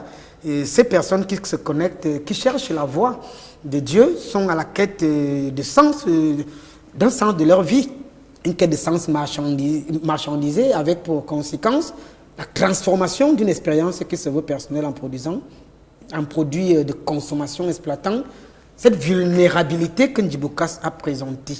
Alors, en quête de solutions, un terrain fertile pour les imposteurs qui trouvent des personnes affaiblies, des personnes fragilisées par les vicissitudes de la vie, par tout ce que nous pouvons vivre aujourd'hui et qui viennent donc auprès de vous pensant trouver un refuge, mais qui sont plutôt dévorés par le bourreau, par le gourou. Le gourou. Oui, tout à fait. La problématique que vous soumettez ici est importante, c'est-à-dire que nous vivons dans une société où les gens ont peur. Ils ont peur de tout et de n'importe quoi. J'ai envie de dire que les gens font partie ou sont adhérents d'une superstition, je ne vais pas dire maximale, mais je vais dire optimale. Au-dessus du maximum, il y a l'optimum. Les gens vivent dans une société où ils sont tout le temps apeurés, c'est ce que je voudrais mettre en exergue. Et comme ils sont apeurés, ils sont dans une procédure de recherche, on va dire, à la fois de protection, mais de sens. C'est-à-dire qu'ils ont tellement peur, on ne sait plus de quoi, qu'à un moment donné, ils veulent à la fois la protection, ils veulent l'élévation et ils veulent un ou des repères. Et c'est là que les usurpateurs, ce que nous appelons ici, des commerces entrent en jeu, des commerçants, pardon, entrent en jeu, parce qu'ils détectent très vite la vulnérabilité du peuple. Et il y a des signes. Femmes psychologues. Exactement. Le bon, on va dire comme ça, je n'ai pas envie de dire le bon, mais je vais dire le spécialiste en termes d'usurpation spirituelle, c'est un psychanalyste hors pair. Je reprends. C'est-à-dire que celui qui est spécialisé dans le commerce spirituel, c'est un fin psychanalyste. Et comme il est très bon dans la psychanalyse, qu'est-ce qu'il fait? Il détecte les peurs des uns et des autres. Et tenez-vous tranquille, détecter les peurs d'une personne ne demande pas d'avoir un don de voyance. Non, ça demande d'être très attentif et d'avoir des bases. On appelle ça du profiling. Moi, j'ai fait 4-5 ans de psychanalyse. À partir du moment où quelqu'un se positionne devant moi, la manière dont il bouge les mains, la manière dont il réagit lorsque je m'adresse à lui, la manière dont il bouge ses yeux, je peux savoir s'il est apeuré ou pas. Qu'il clignote les paupières. La manière dont il bouge des paupières, ça donne une idée de ce vers quoi va tendre la courbe de sa psychologie, en fait. Et donc, ces gens-là sont très forts dans ça et ils détectent très vite que le peuple est apeuré. Et à partir de ce moment, qu'est-ce qu'ils font? Ils vont hyper sémantiser la peur, ça veut dire qu'ils vont aggraver la peur du peuple. Première étape. Ils vous montrent que, à l'instant où vous avez peur, vous faites bien d'avoir peur. Et ils vous montrent que votre peur est même minime parce que le danger est imminent. Et quand il vous montre que le danger est imminent, votre peur s'aggrave. Vous perdez vos repères à l'instant T. Et il vous dit, il y a une chance. Et la chance, c'est lui. C'est ce que la philosophie appelle l'uter-homme, c'est-à-dire l'homme qui se prend pour. Il vous montre que ta chance ici, c'est moi. Et ça tombe bien. Comme tu m'as prouvé, tu seras sauvé, tu es protégé, je vais te couvrir de mon voile pour reprendre les expressions des autres. Et à partir de ce moment, l'usurpateur spirituel va donc dire, afin que je te protège, ou alors afin que je fasse ce qu'il faut pour que la protection demeure, il va falloir que tu poses soit telle somme, soit que tu apportes en contrepartie telle équivalence en matériel. Et je te garantis que moi, je vais stopper le danger imminent. À partir de ce moment, l'usurpateur a donc pris sa victime dans ses filets et la victime n'a d'autre choix que de s'exécuter parce qu'elle croit bêtement à la parole du bourreau en question. Et c'est pourquoi nous nous retrouvons dans une société où des femmes sont capables d'aller vider le compte en banque de leur mari, de vider la maison, d'aller donner à l'encadreur spirituel pour dire « Sauve-moi, je suis fini ». Et quelquefois, il y a des millions dans ce compte en banque qui sont la sueur du front du mari, qui sont un argent réservé pour les enfants. Donc la problématique ici est que les gens cherchent un sens à leur vie, mais ils sont apeurés. Donc la première étape, c'est qu'il faudrait que les gens arrêtent d'avoir peur et qu'ils prennent conscience que en arrêtant d'avoir peur, on stoppe déjà l'action des usurpateurs qui font du commerce. On va vous relancer. Bonsoir King. Quelques caractéristiques pour reconnaître les faux prophètes. Vente des huiles, vente des banques, vente des savons, division des familles ou des couples, divination de toutes sortes. Absolument. Général Mexon depuis le Cameroun. Merci au général Mexon depuis le Cameroun. Alors, Père Langui, vous avez dit des choses assez importantes. Et ça, c'est au cœur des mystères première sortie de l'année 2026. On veut fabriquer, on veut contribuer, bien sûr, à l'édification optimale, mentale du peuple camerounais, des peuples africains et même du monde, car arrosant, bien sûr, tout le monde entier. Victor Hugo disait, un bruit qui se fait longtemps entendre au désert devient une voix. Est-ce que vous, les leaders, vous n'êtes pas au cœur même de cette peur créée? Parce que si tu vas chez un charlatan, tu enlèves tes chaussures, tu entres, il va te dire, monsieur Amougou, vous avez tel problème, tel problème, tel problème. telle personne veut te tuer, telle personne veut te tuer. Tu vas chez un pasteur ou chez un prêtre, c'est la même chose. Parce que le champ lexical ne tourne qu'autour du mal. Blocage, enfantement. Il n'y a qu'un champ lexical qui ne fait que l'apologie du mal. Par conséquent, on a l'impression que dans vos églises, on a l'impression que chez les Ngangas, chez les traditionalistes, chez les mystiques, les sorciers traditionnels, ce n'est que le mal qu'on célèbre de manière voilée. Est-ce que cette psychologie inversée ne peut pas aider les téléspectateurs qui nous écoutent aujourd'hui? Alors, ce que vous dites est d'une pertinence avérée. C'est un gros problème. Pourquoi? Parce que oui, il y a de plus en plus des leaders, que ce soit religieux ou traditionnalistes, qui font ce que vous appelez l'apologie du mal. Et c'est une erreur. C'est pourquoi j'ai dit, ce n'est pas parce que 9 personnes sur 10 font des bêtises que la bêtise est une vertu. Maintenant, il faut partager les responsabilités. Il y a les responsabilités qui appartiennent à ce qu'on va appeler les leaders. Et il y a la responsabilité qui appartient au peuple. Le problème du peuple, c'est que le peuple veut entendre certaines paroles. Et ça pose un gros problème. Pourquoi? Parce que lorsque des gens vont vers un leader spirituel ou un encadreur ou un gourou, ils veulent entendre un discours. Et à partir du moment où vous voulez les sortir de ce discours préconçu, ils s'éloignent de vous, ils vont vers un autre en se disant « celui-là n'est pas fort ». Ça, c'est la responsabilité du peuple de s'éveiller. Pour un cas pratique, des gens viennent vers un encadreur spirituel. Dans mon cas, les gens viennent vers un exorciste et me disent « mon père, fais-moi la vision ». Ah bon? Bien sûr. Et dès que nous lui disons, nous dans notre ministère, dans l'orthodoxie, nous ne faisons pas la vision, il dit d'accord, j'irai voir quelqu'un d'autre. Il se réoriente et ce quelqu'un d'autre va donc lui déclencher une pseudo-vision. Et comme il veut la vision, cette vision va lui être dite en fonction de ce qu'il veut entendre. À partir du moment où vous voulez dire au peuple, arrêtez d'avoir peur, arrêtez de vous inquiéter tout le temps, éveillez-vous et ensemble on va avancer, Dieu veille sur nous. Le peuple ne veut pas ce discours et ça pose problème et c'est là la responsabilité du peuple d'arrêter d'avoir peur et d'arrêter de vouloir entendre des discours qui ont déjà une orientation bien précise et préconçue. Merci. Alors, Père Chama, moi, je me rappelle lorsque je faisais la classe de 3e, il y avait fort longtemps, ma maman était venue au lycée, puisque un petit sorcier lui aurait dit que ton fils va mourir bien cette année. Et elle est venue me faire sortir du lycée. J'ai dit, je ne sors pas, j'attends la mort. Le proviseur, j'ai dit au proviseur, monsieur El Ngoulou, je ne vais pas sortir. Ça fait un scandale. Parce que bon, étant déjà tout petit, moi j'étais... Alors, moi je voudrais donc, je prends cette image pour vous relancer, comment reconnaître ou identifier ces imposteurs qui pilulent aujourd'hui sur les espaces publics. À Facebook, on les voit, ils sont devenus tous des grands mystiques. Sur les chaînes de télévision, on les retrouve un peu partout. Comment est-ce qu'on peut donc les reconnaître, Père Chama? Vous qui avez commencé à nous présenter les bourreaux, Ndjibokas, un bourreau, Père Langri, un bourreau, Père Nicolas, un bourreau. Comment reconnaître donc les autres bourreaux? D'abord, humblement, je n'ai pas dit que l'Église catholique d'Afrique serait la seule Église. Ça, il faut le dire quelque part en passant. Mais déjà, je crois qu'on n'a pas besoin d'être... On n'aurait pas besoin d'être Jérémie le prophète ici pour répondre facilement à cette question. Rien qu'en m'appuyant sur les propos du frère, le Père Landry, je répondrai facilement à cette question comme un petit enfant qui fait le perroquetage, je peux dire cela comme ça. Hein? Un véritable thérapeute spirituel ne dit pas le danger que sera en train de risquer un patient. Parce qu'à la vérité, il crée une autre problématique, une autre peur, un autre mal. Hein? Il crée une division, familiale, sociale et autres. Est-ce que les prophètes que la Bible ne le disait pas? On a quand même Joseph qui a prédit à Pharaon qu'il y aura 7 années de famine et 7 années d'abondance. Lorsque je me serai appuyé sur les propos qui ont été dits ici sur ce plateau, je dirais que les secrets du roi, on les garde, on les cache. Hein? Les vérités de Dieu, on les proclame. C'est pour cela que j'ai toujours dit ici que la Bible que vous voyez là, beaucoup sont allés très vite dire que pourquoi j'utilise ce document-là. Ce document a un contenu qui nous est commun.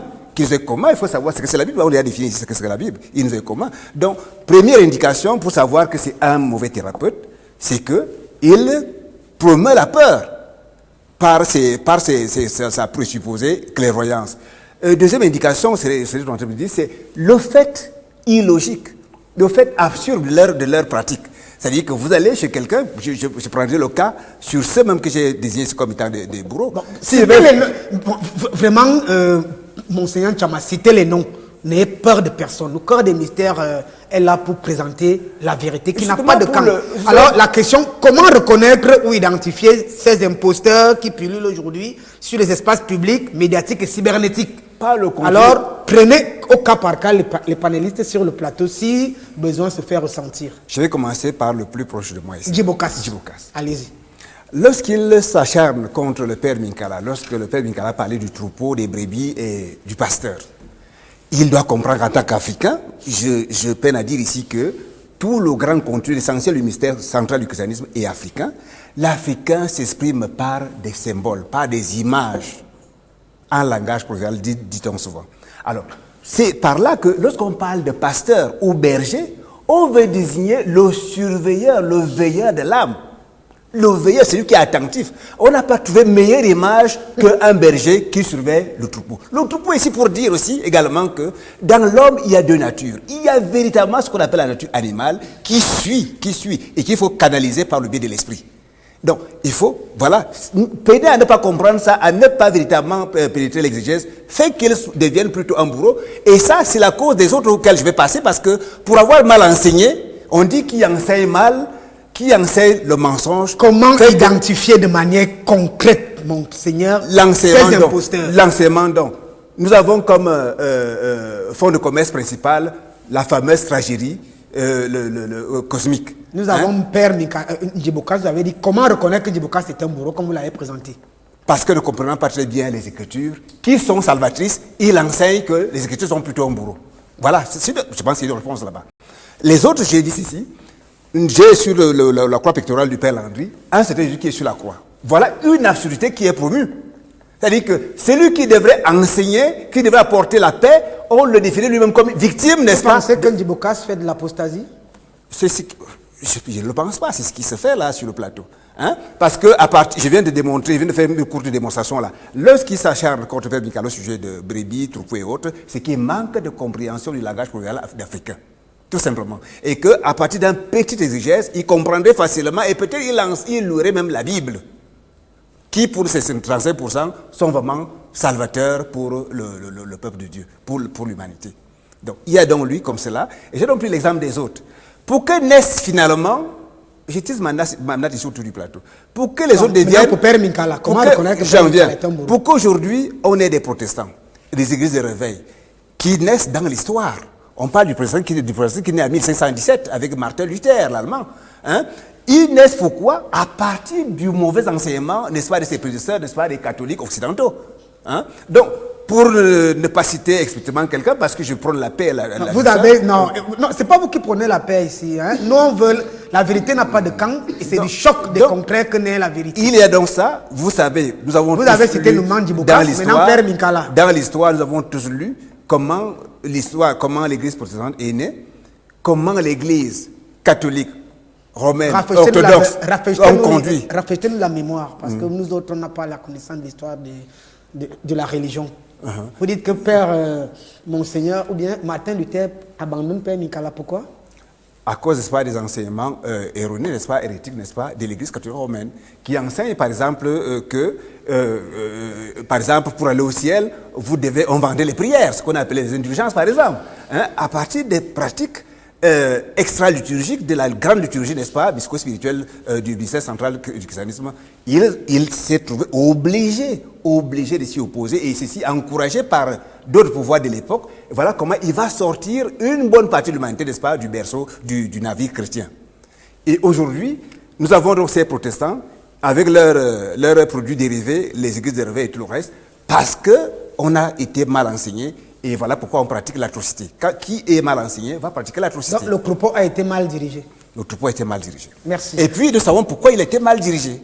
Hein? Parce qu'aujourd'hui, on parle depuis 1982, n'est-ce pas, de l'inculturation, n'est-ce pas, des peuples africains. Ce sont les Africains qui sont d'abord allés inculturer, n'est-ce pas, les peuples occidentaux. Et nous connaissons la marche, n'est-ce pas, de la science. Nous avons tous, pour la petite science que j'ai pu étudier à l'école, j'ai pu apprendre là-bas, étudier là-bas que les Occidentaux, à l'instar, n'est-ce pas, des Grecs et des Romains et autres, étaient étudiés en Égypte. Et que l'Égypte n'est pas aujourd'hui que le berceau de l'humanité et le berceau du leadership, mais le berceau des sciences, toutes les sciences, y compris surtout les sciences culturelles. Merci. Et ça, on peut le démontrer, on a assez de ressources pour cela. Bonsoir le plateau, je voudrais que Ndjibokas nous fasse la différence entre la religion et l'église. Pasteur Lebika Théophile depuis Douala. Merci au pasteur depuis Douala. On a pas mal de réactions venant des pasteurs ce soir. Et ça fait plaisir votre participation à cette grosse production. Bonsoir King Nathan Amougou et à tous les panélistes ainsi qu'à tous les téléspectateurs à qui nous manquons d'adresser. Nous ne manquerons d'adresser nos vœux les meilleurs pour cette année 2000. Spiritualité entre commerce et arnaque procède entre autres de l'utilitarisme, de l'imposture, de l'amateurisme, de l'opportunisme et surtout de la précarité du culte et de la facilité. Pourtant, au départ, la spiritualité digne de nom s'oppose au commerce et à l'arnaque du simple fait qu'elle appelle à sublimer l'esprit sur le matériel qui est l'objet primordial et l'essentiel de commerce et arnaque. De l'Ancien Testament au Nouveau Testament, la spiritualité chrétienne combat tout mercantilisme, l'exploitation de l'homme. Tous les constats relevés ne sont que des dérapages. Révérend pasteur Zé, Jean Désiré, révérend pasteur G de l'EPC, actuellement à Kribi. Bonsoir, pasteur. Alors, vous me permettez de compléter mon propos, cher Nathan. Je dirais également, ici, a été déclaré que l'enfant Jésus serait né sans rapport sexuel. Alors là-bas, c'est une autre hérésie qui est très promue dans les... Nous restons sur le sujet pour éviter d'ouvrir des fenêtres. On y reviendra. Nous sommes dans le commerce, on y reviendra tout à l'heure. C'est pour ça qu'il faut être concis et précis.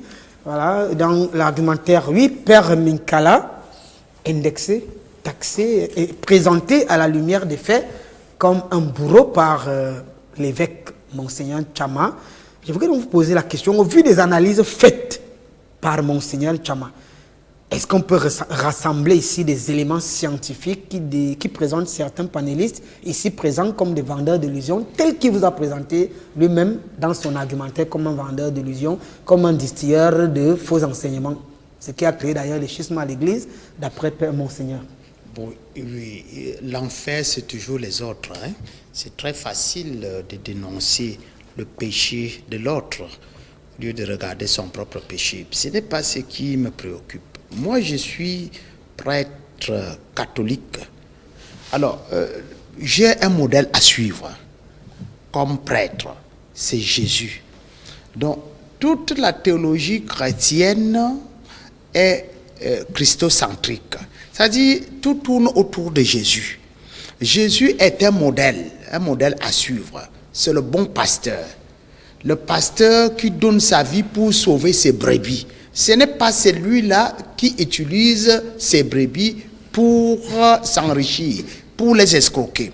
Vous voyez, Jésus, le premier miracle, au noces de Cana, Jean, l'évangile de Jean, chapitre 2, sa mère va le voir, verset 3, et non plus de vin. Il n'a pas demandé de l'argent pour permettre à ce que ceux qui étaient à la fête puissent avoir du bon vin.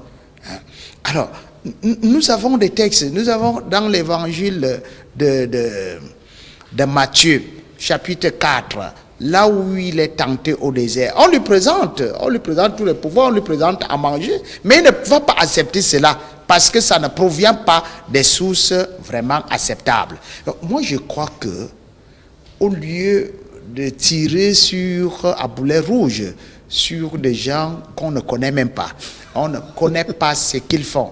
Je crois qu'il faut d'abord qu'on se regarde et qu'on aide les autres à pouvoir marcher sur le droit chemin. C'est tout ce que nous devons faire. Bon, alors on va se tirailler. Ici, tout le monde prétend être saint. Bon, Monseigneur Ntsama, bon, Monseigneur, il trouve que il est le seul sur le plateau à être sur le droit chemin. Moi, je n'en disconviens pas. Je ne cherche même pas à savoir ce qu'il fait. Mais je crois que nous devrions tout simplement aider le peuple de Dieu à comprendre que lorsque vous avez en face de vous un pasteur qui manque d'humilité, comme Monseigneur Ntsama, c'est déjà un problème. Parce que manquer d'humilité, c'est traiter les autres de malhonnêtes, d'escrocs, de bandits, de bourreaux, alors que, bon... D'hérétiques. Oui, d'hérétiques, de mauvais enseignants. lui étant le meilleur enseignant qui puisse exister. Ça d'abord, c'est déjà un problème. Parce que noircir l'image des autres, c'est pour quelle raison? Ça, c'est des pasteurs extrêmement dangereux qui emballent des milliers et des milliers de cœurs dans une cadence funeste, les éloignant même du salut proposé par Dieu. Or, le bon pasteur, c'est d'abord un homme humble. Et tout ce qu'il pose comme acte, il le fait gratuitement. Vous allez, si vous allez dans des villages, vous allez trouver certaines mamans ou certains papas qui soignent. Et lorsque vous voulez lui donner de l'argent, il soigne traditionnellement. Je crois que Njibokas qui est là ne va pas me démentir. Lorsque vous voulez lui donner, il dit qu'il ne prend pas de l'argent. Il vous dit peut-être jeter une pièce voilà, par terre. Ngwarga, ça veut dire? Il ne vend pas tout ce que... On veut dire symbole de reconnaissance. Symbole de reconnaissance. Il ne vend pas son don. Il ne vend pas... Ah bon? Il ne vend pas son don. Il ne vend pas son charisme. Ce qu'il fait, il le fait parce que il est appelé à sauver l'humanité, à sauver les autres. Donc, il voit mal comment... Donc, dès que vous voyez, bon, un pasteur ou bien un tradit praticien qui vous demande des sommes faramineuses pour vous soigner, il y a un problème. Moi, je crois que nous pouvons... Et puis, l'enseignement, vous voyez un tradit praticien qui commence d'abord par vilipender les autres, ou bien un pasteur qui commence par vilipender les autres, il y a un problème. Je crois le bon pasteur, le bon tradit praticien, le meilleur homme spirituel, c'est d'abord quelqu'un de humble, effacé et vrai, un véritable prophète. Bonsoir King Nathan, je suis le commandant, le chef de bataillon Bessala Victor. J'apprécie énormément votre émission. Vous êtes invités tous ce samedi à partir de 15h en cause au dispensaire Djiboka Soona et tous les panélistes, Père Minkala, Père Landry, Monseigneur et tous les panélistes sur le plateau. Djiboka Soona, le commandant Victor Bessala vous passe l'invitation pour ce... Et c'est le petit frère de Père Minkala. Vous me voyez honoré. Vous me voyez honoré, mais permettez-moi de réagir sur le fait que vous avez dit comment peut-on les reconnaître? Justement, nous voulons identifier. Oui, parce que là, le Père Cham nous emmène dans ce que Père Minkala appelle souvent une cadence funeste. C'est-à-dire qu'il essaie de nous éloigner du sujet. Comment les reconnaître? On reconnaît l'arnaqueur par l'absence de gratuité ou de dons raisonnables. Ce que le Père Minkala appelait tout à l'heure l'Ngwarga. Je veux bien qu'un Cham réagisse parce qu'il s'agitait. Voilà. Ngwarga. Non, c'est pas toi qui as la parole. Monsieur, c'est moi qui ai la parole. Tu vas prendre la parole. Tu l'as pris, je ne t'ai pas arrêté. Ngwarga n'est pas un montant. Le Ngwarga n'est pas un montant. C'est-à-dire, tu jettes 100 francs par terre, le papa là, il prend. Tu jettes 1 franc par terre, le papa là, il prend. Il ne t'empêche pas de jeter 1 million. C'est toi qui décides de ce que tu... Chez les bêtis, parce que Ngwarga c'est un mot bêtis, un Cham n'est pas bêtis, parce qu'il ne connaît rien de sa culture. Chez les bêtis, on dit un homme, je ne sais pas si comprendre ce que ça veut dire. Et donc Ngwarga est une marque de reconnaissance. Ça veut dire, si je vais chez un ganga et qu'ils me disent que monsieur Amougou, votre problème c'est 5 millions.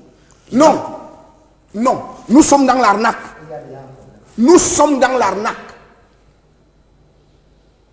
Parce que, comme les chrétiens le disaient, les dons divins ne sont pas commerciables. Et j'aime un texte qui dit dans un livre que je n'aime pas, vous avez reçu gratuitement, donné gratuitement, mais même si Pierre n'a pas voulu donner gratuitement. Quand ceci est dit, la deuxième chose, c'est la transparence. La transparence, l'opacité des conducteurs dits spirituels et religieux est la marque principale, fondamentale de l'arnaque. C'est-à-dire que vous ne comprenez même pas dans quoi vous êtes. Permettez-moi de donner un exemple simple. Dans ce pays, on initie les gens dans un rite qu'on appelle le bouti. Je veux que vous m'invitiez à initier du bouti dans ce plateau. Et qu'il me dise ce qu'il sait seulement, ce qui s'est passé.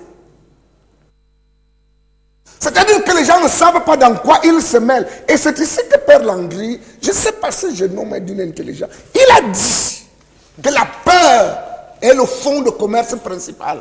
On vous fait peur. Et la peur est une émanation de l'ignorance. On vous rend ignorant. Et le fait qu'on vous rende ignorant fait donc qu'il n'y a pas de transparence. On vous dit non, vous ne pouvez pas comprendre. Attends, mais toi tu comprends pourquoi? Tu as 2 cerveaux. Si tu as compris ce que quelqu'un d'autre peut comprendre, je me pinche en défi d'expliquer ce que c'est que le Saint-Esprit. Il ne peut pas. Mais il chante ça tous les jours dans sa chapelle. Ensuite, il y a le principe de liberté. Pourquoi quand je rentre dans un cercle, je ne suis pas libre de repartir?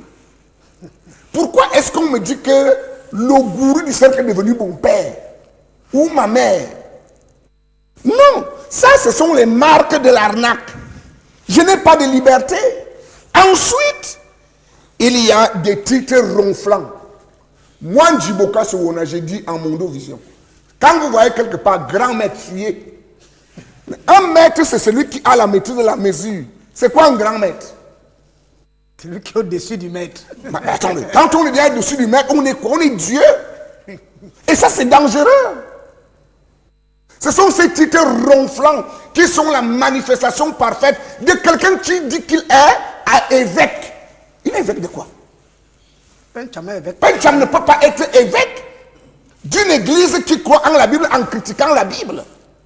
Il va falloir que Pencham écrive d'abord un document de référence qui est le sien pour être évêque à partir de cette science. Tu ne peux pas me trouver avec ma science et tu deviens évêque. Et moi, je deviens élève. Ça n'a pas de sens. Nous allons partir de Pencham démontre clairement ici qu'il est un parfait arnaqueur. Parce qu'il n'a pas de document de référence. Djibokas a ses documents de référence. Quand ceci est dit... On ira du côté de la régie pour prendre Dr. D'accord, je reviendrai. On reviendra tout à l'heure. Merci. Les réclames obligent forcément. On revient juste après cette bonne dose de médecine holistique. Question de calmer Père Chama, de calmer Djibokas, Père Landry et Père Minkala. On vous revient juste après. Cher papy, chère mamie, tout en vous invitant à encore vous présenter pour les derniers jours de notre campagne de bilan holistique gratuit à Holistic Hospital Foundation, bilan qui nous permet de poser le diagnostic et de vous prendre en charge. Bilan qui est constitué d'une analyse de la langue, parce que la langue c'est le miroir de l'intérieur, une analyse de l'oreille, parce que l'oreille c'est nous en miniature, le bilan abdominal, le bilan de la colonne vertébrale et bien sûr le bilan plantaire.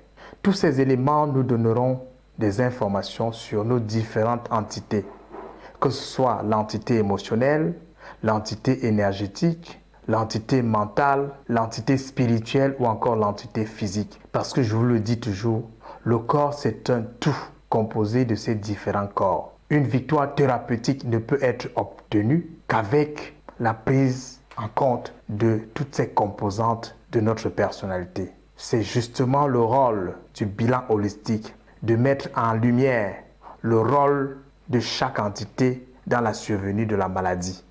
Il y a des maladies qui touchent le corps physique, mais qui viennent du corps spirituel. Il y a des maladies qui touchent le corps physique et qui viennent de l'entité émotionnelle ou encore de l'entité mentale. Il y a des maladies qui touchent le corps physique, mais qui viennent de la destruction du corps physique lui-même. Il y a des erreurs que nous avons engrangées pendant l'adolescence, pendant que nous étions adultes, et cela a eu des répercussions sur notre santé aujourd'hui. Par exemple, les erreurs alimentaires, les drogues, les médicaments abusivement consommés, notre mode de vie, etc., etc. Les interactions entre notre milieu de vie et nous-mêmes a eu des répercussions sur notre entité physique. C'est pour ça que le bilan holistique, il est important afin de dégager le rôle de chaque élément de l'univers sur notre santé et le rôle de chaque entité corporelle sur notre santé. Et le bilan holistique posé, nous allons donc faire un diagnostic et à la base, nous allons utiliser l'acupuncture pour venir à bout d'un certain nombre de désordres, à la fois spirituel, mental, émotionnel et physique.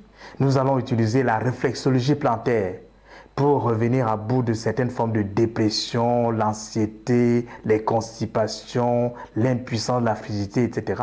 Nous allons utiliser l'auriculothérapie pour soigner certains types de cancers, la prostate, les constipations, l'arthrose, l'hernie discale, etc.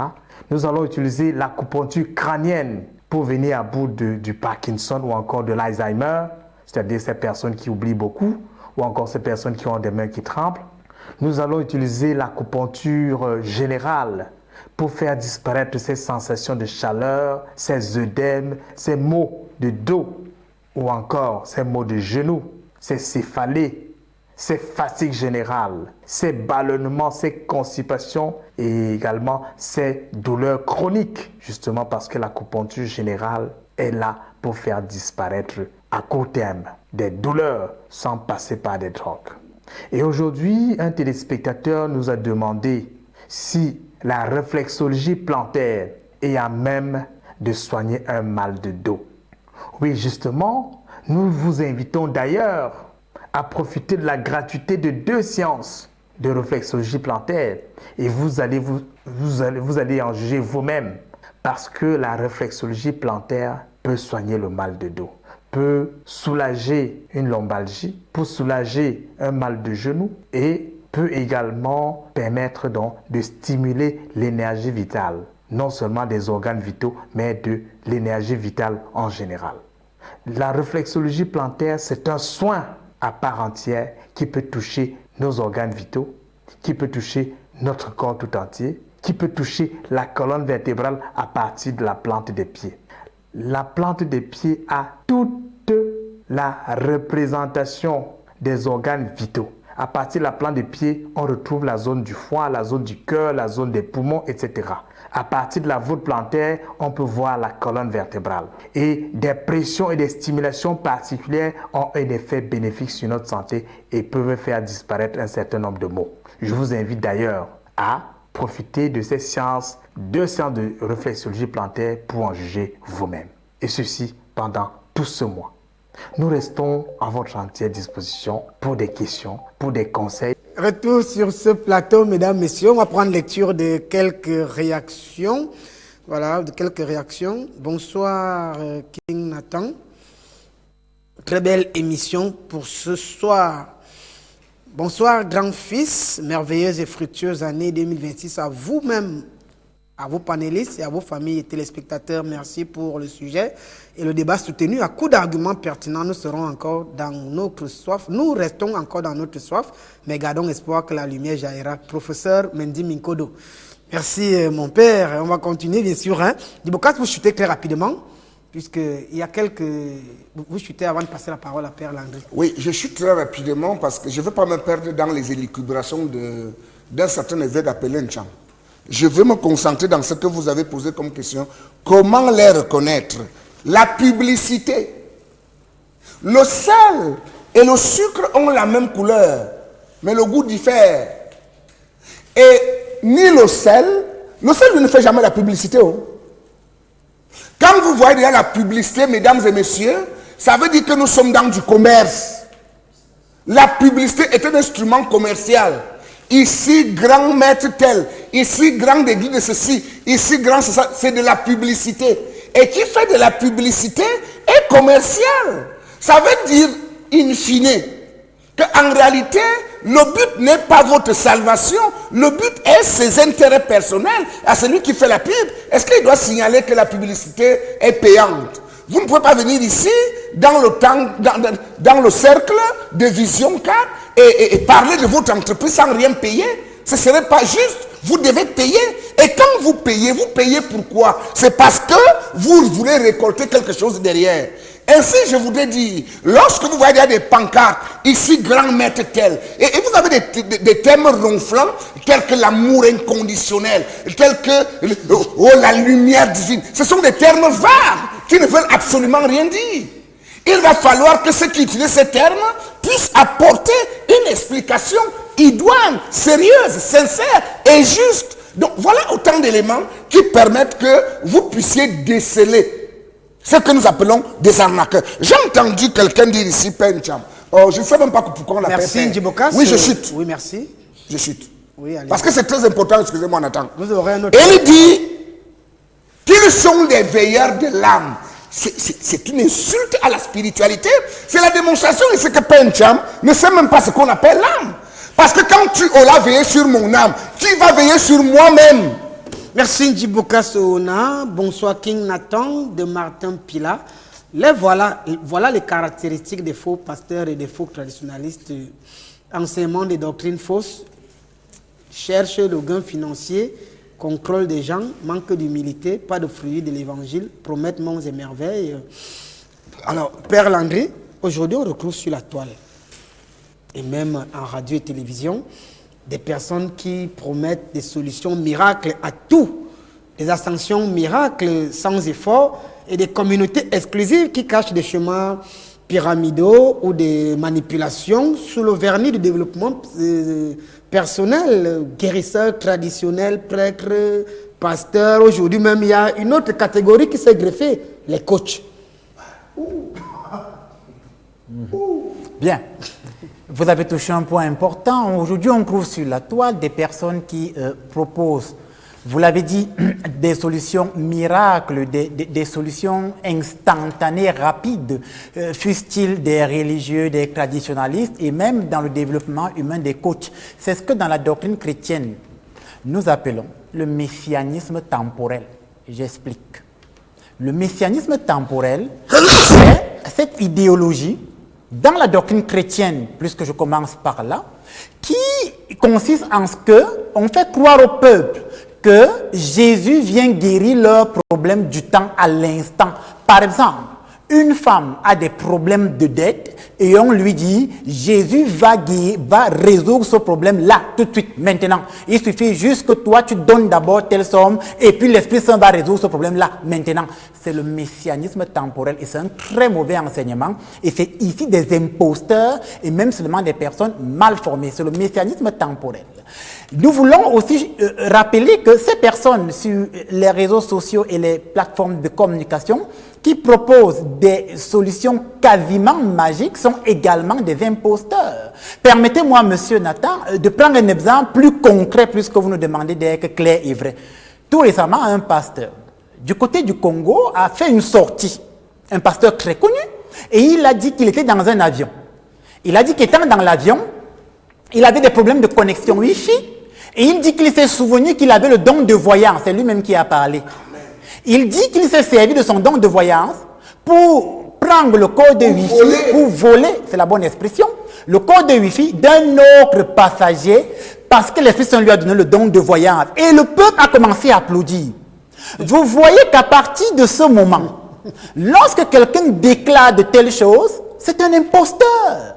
Ce n'est pas nous, c'est lui-même qui s'est exposé parce que demain, lorsque des gens iront à sa rencontre via les réseaux sociaux, il dira, comme j'ai le don de voyance, voilà exactement ce que tu dois faire pour que je me téléporte en esprit et j'aille résoudre ton problème à l'instant et à partir de demain, le problème est résolu. Ce sont des solutions miracles. Ce sont des signes ici que ce sont des imposteurs. En parlant des coachs, les coachs, c'est des fins manipulateurs psychologiques. Qu'est-ce que je voudrais dire par là? La plupart des coachs, pas tous, mais la plupart des coachs qui disent faire dans le développement humain, si vous regardez leur vie, et malheureusement vous n'avez pas accès à leur vie, quelquefois, pour ne pas dire dans la plupart des cas, c'est des médiocres. Je reprends, la plupart des coachs, c'est des médiocres.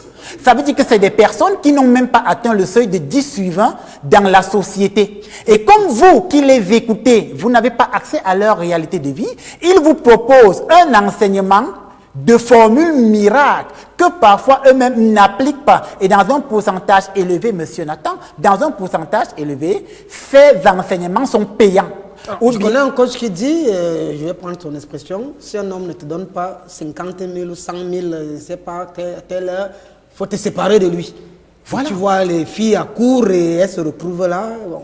Voilà. Vous voyez, c'est ici la preuve que le peuple a sa part de responsabilité. Vous parlez des filles ou des femmes. Nous vivons dans une société où les femmes aujourd'hui, pour elles, tout semble tourner autour de l'argent. Ça pose problème. Alimenté par ces coachs. Alimentés par ces coachs qui, justement, ont détecté le problème au sein de la société. Ils ont détecté que la société féminine est séduite par le gain, on va dire, de l'argent. Et donc, ils proposent un enseignement qui consiste en ce que vos problèmes doivent être résolus en ayant de l'argent, et il faudrait que ce soit des hommes qui vous donnent de l'argent. En conséquence, celui qui ne vous donne pas de l'argent est donc un potentiel mauvais mari, fuyez-le. Donc, celui qui vous donne de l'argent est un potentiel bon mari, agréé à sa demande, allez avec lui, il vous donnera beaucoup d'argent. À partir de ce moment, on entre dans l'imposture parce qu'ils ne font plus l'apologie de la vie de couple, c'est-à-dire le mariage qui est pour le bien et pour le pire. Ils font l'apologie d'une vie de couple dans laquelle je ne dois avoir qu'une rémunération financière. Donc le mariage, pour ce coach, devient donc un contrat dans lequel l'homme va te payer et toi tu joues le rôle de la femme. Et ceci, c'est de l'imposture.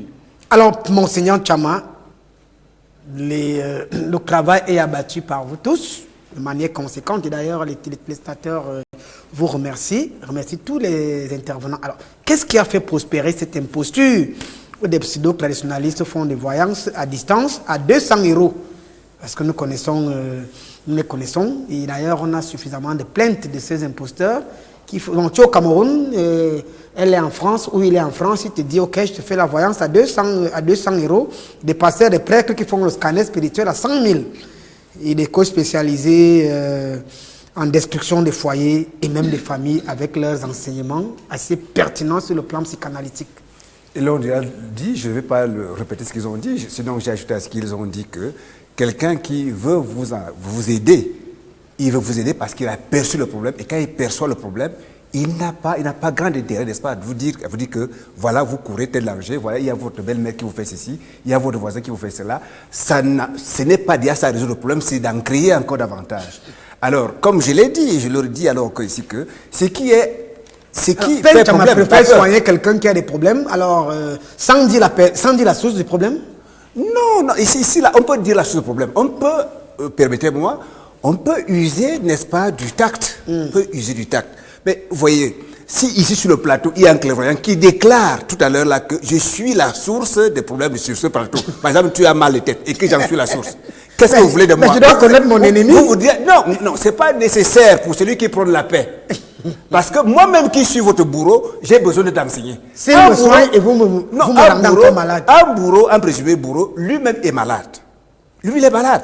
Il ne faut pas perdre de vue, les amateurs des lectures de philosophie disent que nul n'est méchant volontairement. On est méchant parce qu'on ne connaît pas la loi. On est méchant parce qu'on ne sait pas ce qu'il fait autrui, me reviendra un jour. Donc vous comprenez qu'avec un bon sens élémentaire, voilà pourquoi je peux dire que ceux qui ont arraché l'héritage, permettez-moi c'est l'usage de ces propos-là comme ça, qui ont arraché l'héritage enseigné, ont mal enseigné. Et lorsque vous avez mal enseigné, vous avez installé la peur dans les cœurs. Parce que quelqu'un qui a fait qui a bien étudié, qui a étudié comment se protéger, je prends le cas d'un exemple sur les armes à feu. Quelqu'un qui sait comment se protéger ne va pas avoir peur de se rendre à Melette même à minuit ou à 2 heures, parce qu'il sait comment il pourra faire face au danger. Donc, je pense ceux qui ont reçu l'héritage du bien enseigné, bien avant, je les appelle les intermédiaires, si vous en aurez convenance, vous me demanderez pourquoi je les appelle ainsi. Pour avoir mal enseigné, ils ont installé la peur dans les cœurs. Et les autres aujourd'hui qui viennent pêcher à nos troubles en profitent. C'est pour cela le problème. Merci, Père Minkala. Ceux qui ont volé cet héritage, il fait allusion à vous, et je vous renvoie la même question, celle de savoir, aujourd'hui on les retrouve un peu partout. Ils font beaucoup de gaffes, ils font de nombreuses gaffes, des consultations à distance, des traditionnalistes, parce qu'aujourd'hui ça a le vent en poupe, et ils profitent bien sûr de cette opportunité conjoncturelle pour se faire pas mal d'argent.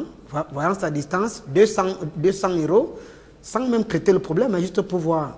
Pasteurs et prêtres des scanners spirituels à 100 000 francs avant de traiter le problème. S'ajoutent les coachs qui détruisent les familles avec leurs enseignements et qui se font beaucoup d'argent à travers Meta, le net. Alors, cela est dû d'abord au fait que nous sommes très limités.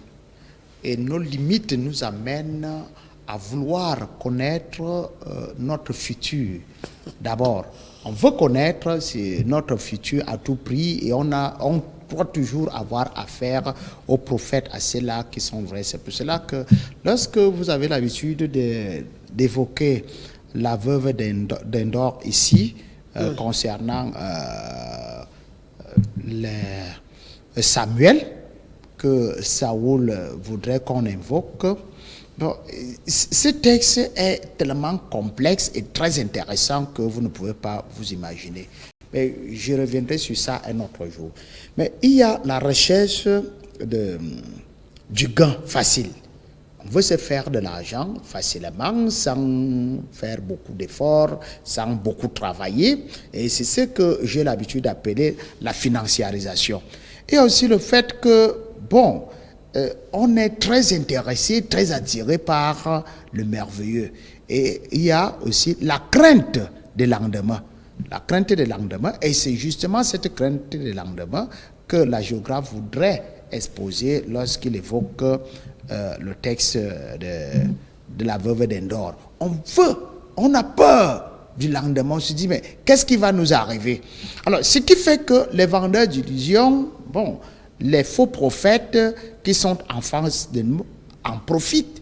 Ils en profitent parce qu'ils se rendent compte que, quelque part, nous souffrons, nous affichons certaines faiblesses et ils peuvent donc alors profiter de ces faiblesses-là pour nous exploiter. Donc, faisons très attention avec la recherche des miracles, l'émergence à tout prix, passant par la financiarisation et puis l'ignorance même de notre culture, de nos traditions, et puis l'ignorance des Saintes Écritures. Parce que cette ignorance nous fait devenir esclaves des autres. Quand on est ignorant, on est esclave des autres. Donc, moi, je crois que il ne faut pas nécessairement tirer à boulet rouge sur X ou Y, mais c'est un problème qui devient un peu général. Et ce problème vient du fait que je veux partir d'un principe. Le principe de la relation dialectique entre l'auteur, l'écrivain et le lecteur. Qui inspire l'autre? Est-ce que c'est l'écrivain qui permet au lecteur d'être inspiré, ou bien c'est le lecteur qui permet à l'écrivain d'être inspiré dans cette relation entre ce que Monseigneur, du haut de sa dignité, de son excellence d'évêque, a appelé bourreau. Est-ce que c'est le bourreau qui attire la victime, ou bien c'est la victime qui va à la recherche du bourreau? Merci, merci. Alors, Père Landry, est-ce que vous avez l'impression qu'il y a exagération ou une émission à charge contre des personnes qui apporteraient de manière hypothétique des solutions aux problèmes de la société dont sont victimes de nombreuses personnes? Alors, moi, personnellement, je ne pense pas qu'il y a exagération face à des personnes qui disent apporter des solutions miracles. Nous faisons un constat, c'est-à-dire de mon postulat, nous constatons que la plupart de ceux qui disent apporter des solutions miracles font plus de catastrophes qu'ils n'arrangent. Nous faisons une constatation. Or, cette constatation ne saurait passer sous silence. Et à partir du moment où nous en parlons, nous la mettons en exergue, c'est pour éveiller le peuple d'abord, pour que le peuple arrête justement de courir vers ces personnes et dans un deuxième temps, d'attirer l'attention de ces gourous afin qu'ils arrêtent de le faire. Parce que finalement, au moment où ils sont en train de proposer des solutions miracles, comme certains panélistes le disaient, dans un certain temps, beaucoup de ces gourous eux-mêmes ont été formés ainsi.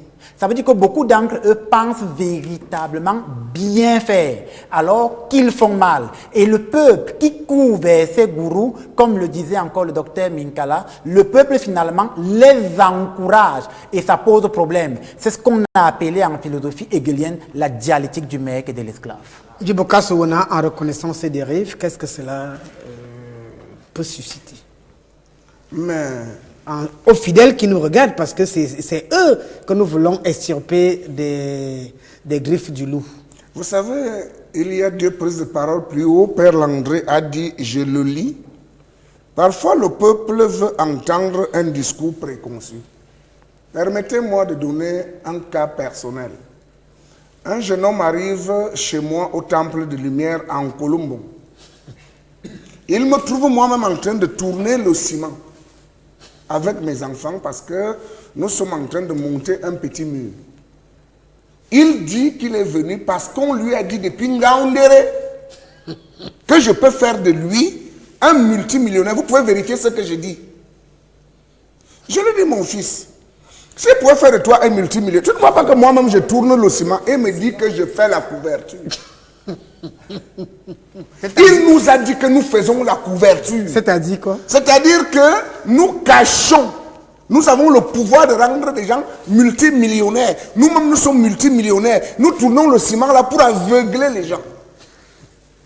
C'est ce que Père Landry appelait. Parfois, le peuple veut entendre un discours préconçu. Je vous dis encore, et je vous invite, si vous le permettez, parce que chaque fois que je reçois quelqu'un, j'ouvre un dossier. De venir au terme, je vous sors des dossiers où j'ai dit à quelqu'un, vous n'avez aucun problème. Il dit non, il faut bien regarder. Donc Père Landry a absolument raison sur ce fait. Pour dire, les gourous naissent à cause des causes de stress. Les gens sont stressés. Les gens sont dans l'incertitude. Les gens sont dans les désirs de pouvoir. Les gens sont dans la recherche de la vie facile. Et j'en passe. Et donc, lorsqu'ils arrivent devant un homme aguerri à la science, ils lui disent que non, toi tu ne sais pas faire. Je vous donne encore un cas d'école. J'ai le dossier. Vous pouvez venir vérifier. Un bonhomme vient et trouve mon fils appelé Michael Angounou. Il dit à Michel, est-ce que le boss est là? Djibokas. Mon fils Angounou lui dit non, le boss est sorti. Il lui dit, j'espère que vous faites dans la multiplication ici. Angounou lui dit, c'est quoi la multiplication? Il dit, bon, ça dit, je peux donner un doigt, autant de doigts que vous voulez, ou un pied, et j'espère que vous faites dans ça pour que je sois multimilliardaire. Est-ce que vous imaginez? C'est-à-dire que le mec, il vient déjà avec une idée préconçue. Et donc, quand vous n'adhérez pas à ce regard, vous êtes un faux, il cherchera un gourou qui va le tromper. Permettez-moi de vous donner donc un exemple final. C'est-à-dire que il y a beaucoup de drames qu'on vit dans la société. Parfois, quand tu arrives devant un charlatan, parce qu'il s'agit de... Il va te dire, par exemple, amène-moi la tête d'un nouveau-né. Il pense qu'il te fait peur. Parce qu'il se dit que ce n'est pas possible que tu le fasses. Il veut vous décourager. Mais curieusement, vous entendez qu'on a taillé la tête d'un enfant quelque part. Qu'est-ce que c'est? Là, nous ne sommes pas... Parce qu'il faut partager les responsabilités. Nous ne sommes pas dans la responsabilité directe du gourou. Même s'il a sa responsabilité, parce qu'il ne doit pas faire ce genre de proposition, il doit refuser. Moi, je les enregistre. Quand tu commences comme ça, est-ce que tu es prêt que je t'enregistre? Donc, pour dire quoi? Pour dire que nous nous plaignons de ces gourous. Et j'en connais. C'est parce que vous m'empêchez de citer les noms. Et j'en connais.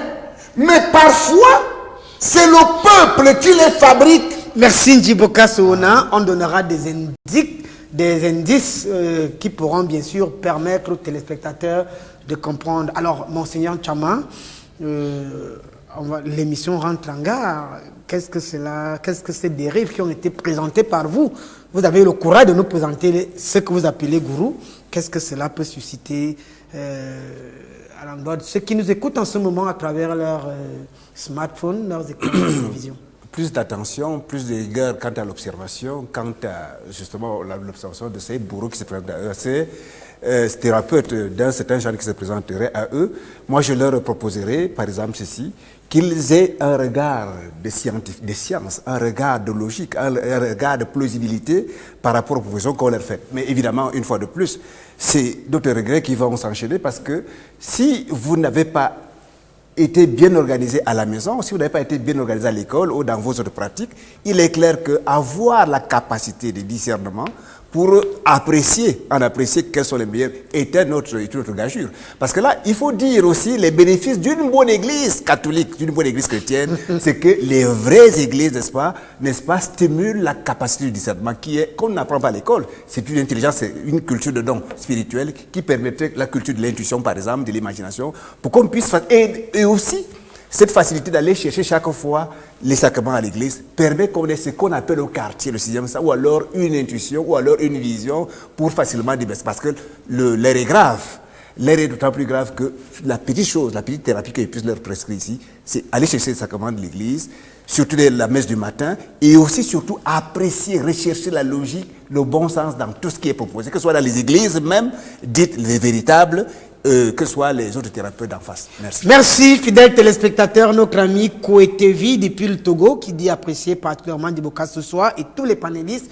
D'ailleurs, l'émission ne s'arrête pas là, c'est une thématique ouverte. Et jeudi prochain, nous allons nous appesantir sur cette spiritualité qui devient un vrai business, avec comme point saillant pour la semaine prochaine, la marchandisation de l'expérience, l'exploitation de la vulnérabilité des fidèles, la dévotion comme produit et décrypter les signes d'une possible arnaque.